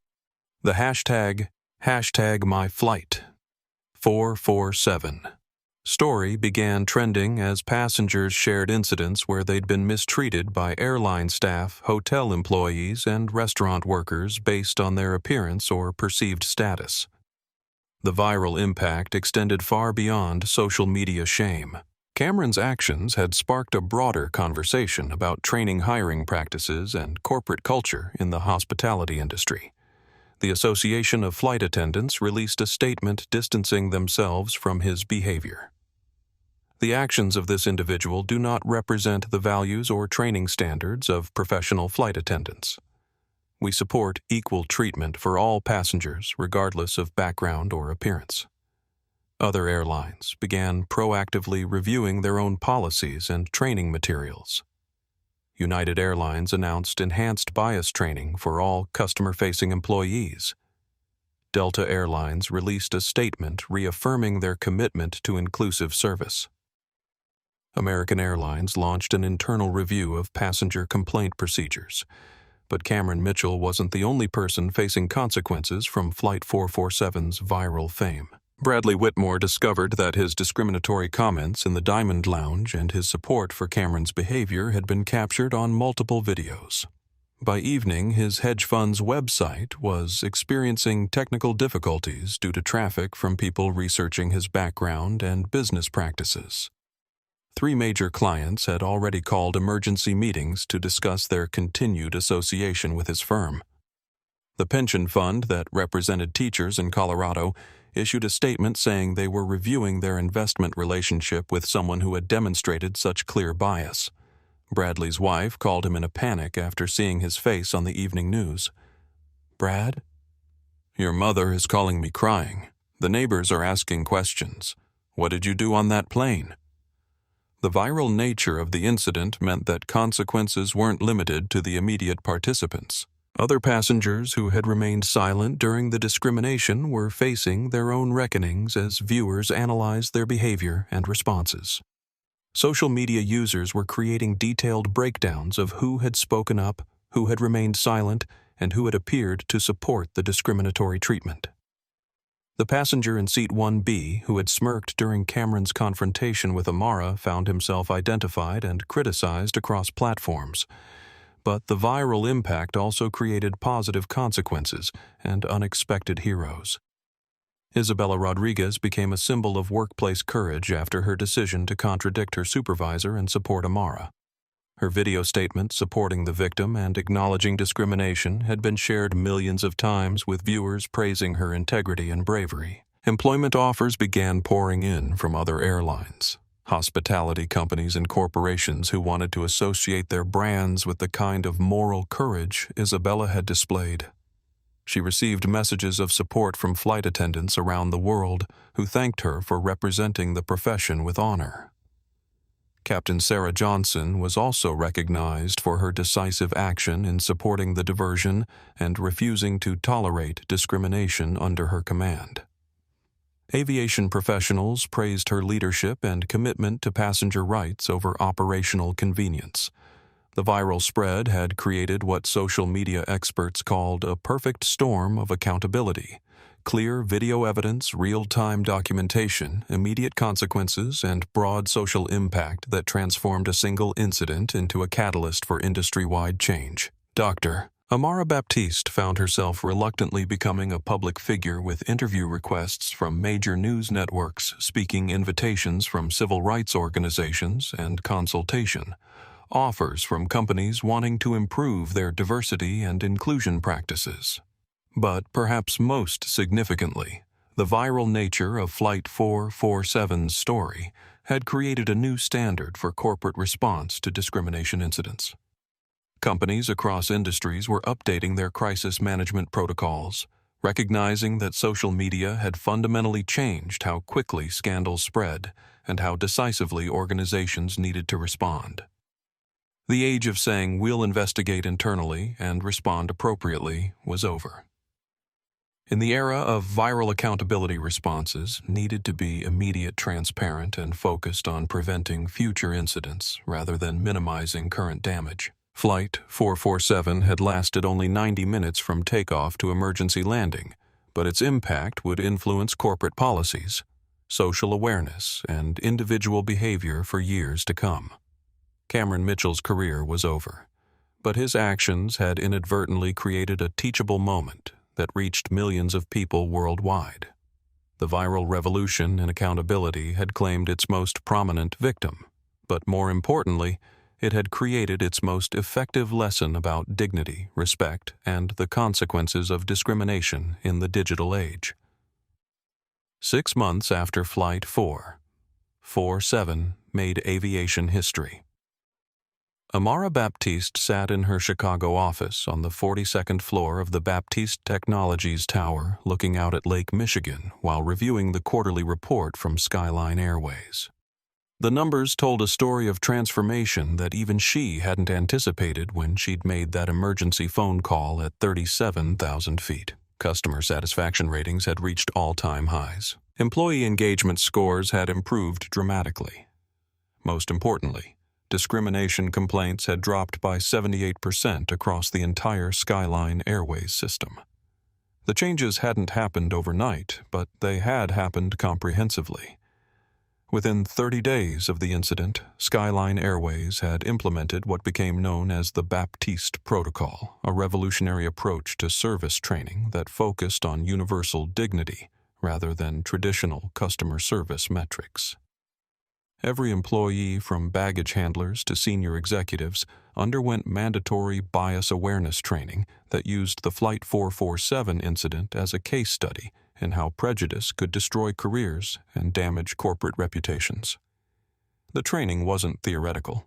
It included actual video footage from the flight, testimonials from passengers who witnessed the discrimination, and detailed analysis of how social media had amplified the incident into a global conversation about equality in the service industry. But more than training, the company had restructured its entire approach to passenger relations. Mystery shoppers from diverse backgrounds now tested service quality on every route. Customer feedback systems had been redesigned to specifically identify potential discrimination.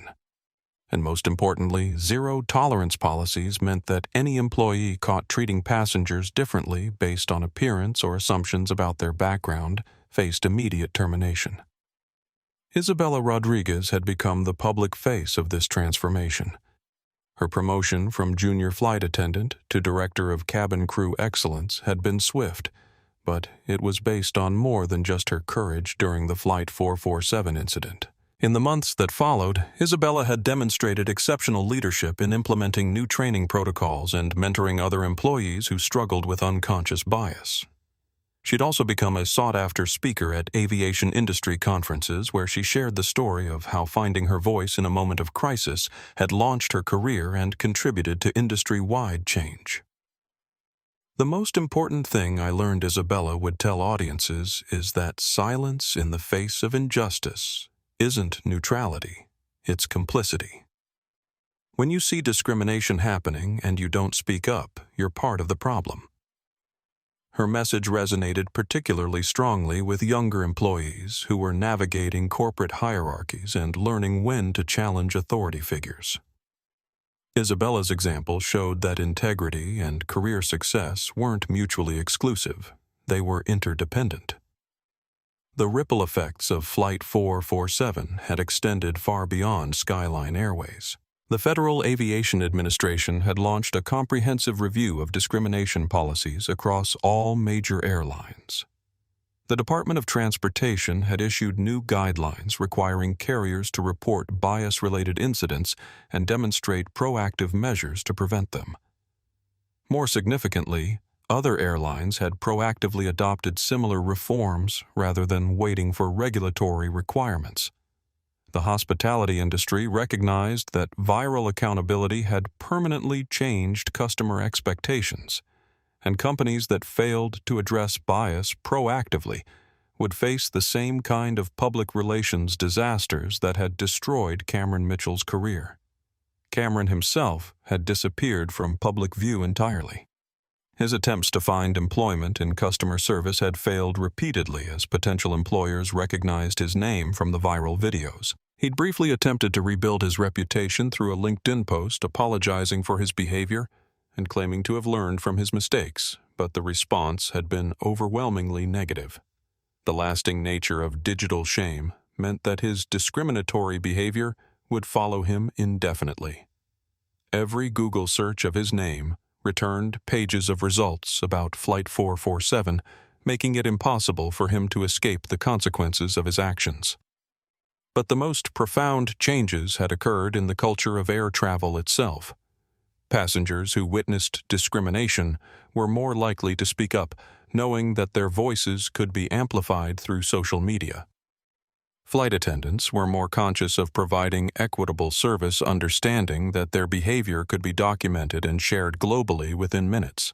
The Flight 447 effect had become shorthand in the industry for how quickly discriminatory behavior could destroy careers and damage corporate reputations in the age of social media accountability. Amara had used her experience to launch the Baptiste Institute for Hospitality Excellence, a non-profit organization that worked with service industries to identify and eliminate bias in customer interactions. The institute provided training consultation and research that helped companies create more inclusive environments for both employees and customers. The institute's annual conference had become one of the most important events in the hospitality industry, drawing executives, frontline employees, and civil rights advocates to discuss best practices for creating equitable service experiences. Dignity isn't something you earn through wealth or status, Amara had said in her keynote address at the previous year's conference. It's something you possess simply by being human. Companies that understand this simple principle will succeed in the 21st century. Companies that don't will become cautionary tales. Her words had been shared millions of times across social media, becoming a rallying cry for service industry workers who wanted to create positive change in their organizations. On this particular morning, as Amara reviewed Skyline Airways' progress report, she reflected on how a simple request for water had evolved into a movement that was reshaping entire industries. Her assistant Marcus knocked on her office door and entered with a satisfied expression. "Dr. Baptiste, I thought you'd want to see this," he said, handing her a tablet displaying the latest customer satisfaction survey results from Skyline Airways. The numbers were remarkable. 96% of passengers rated their service experience as excellent or outstanding. More importantly, when asked specifically about whether they felt treated with respect regardless of their appearance or background, 98% responded positively. These are the highest ratings in the industry, Marcus noted. Higher than airlines that charge twice as much for similar routes. Amara nodded, pleased but not surprised. When you treat people with dignity, they respond positively. It's not complicated. Her phone buzzed with a text message from Isabella Rodriguez. Dr. Baptiste, I'm boarding Flight 447 to Chicago. Same route as our famous flight. The crew is amazing. Passengers are happy. And I thought you'd want to know that Seat 1A has been permanently dedicated to you whenever you fly with us. See you when we land. Amara smiled at the message, then looked out her office window at the city below. Somewhere down there, people were boarding flights, checking into hotels, and engaging with service industry workers who had been trained to treat everyone with respect and dignity. The Flight 447 incident had lasted only 90 minutes, but its impact would last for generations. Every employee who received bias training, every passenger who was treated fairly regardless of appearance, every person who spoke up when they witnessed discrimination, they were all part of a legacy that began with a simple request for water and a refusal to accept unacceptable treatment. Later that afternoon, Amara would board her own flight to Denver for a speaking engagement at the university, where Isabella was pursuing her MBA. They would sit together in first class, not because of their wealth or status, but because they were passengers who deserved the service they'd paid for. And as they flew over the same route where discrimination had once thrived, they would know that the skies and the world below had become a little more fair for everyone. The quiet revolution that had begun on Flight 447 was no longer quiet. It had become the new standard for how people should be treated regardless of who they were or how they looked. And that change was Dr. Amara Baptiste's true legacy, not the billions she'd earned or the companies she'd built, but the simple idea that every person deserves dignity and that sometimes demanding it changes everything. If this story moved you, share it with someone who needs to hear it.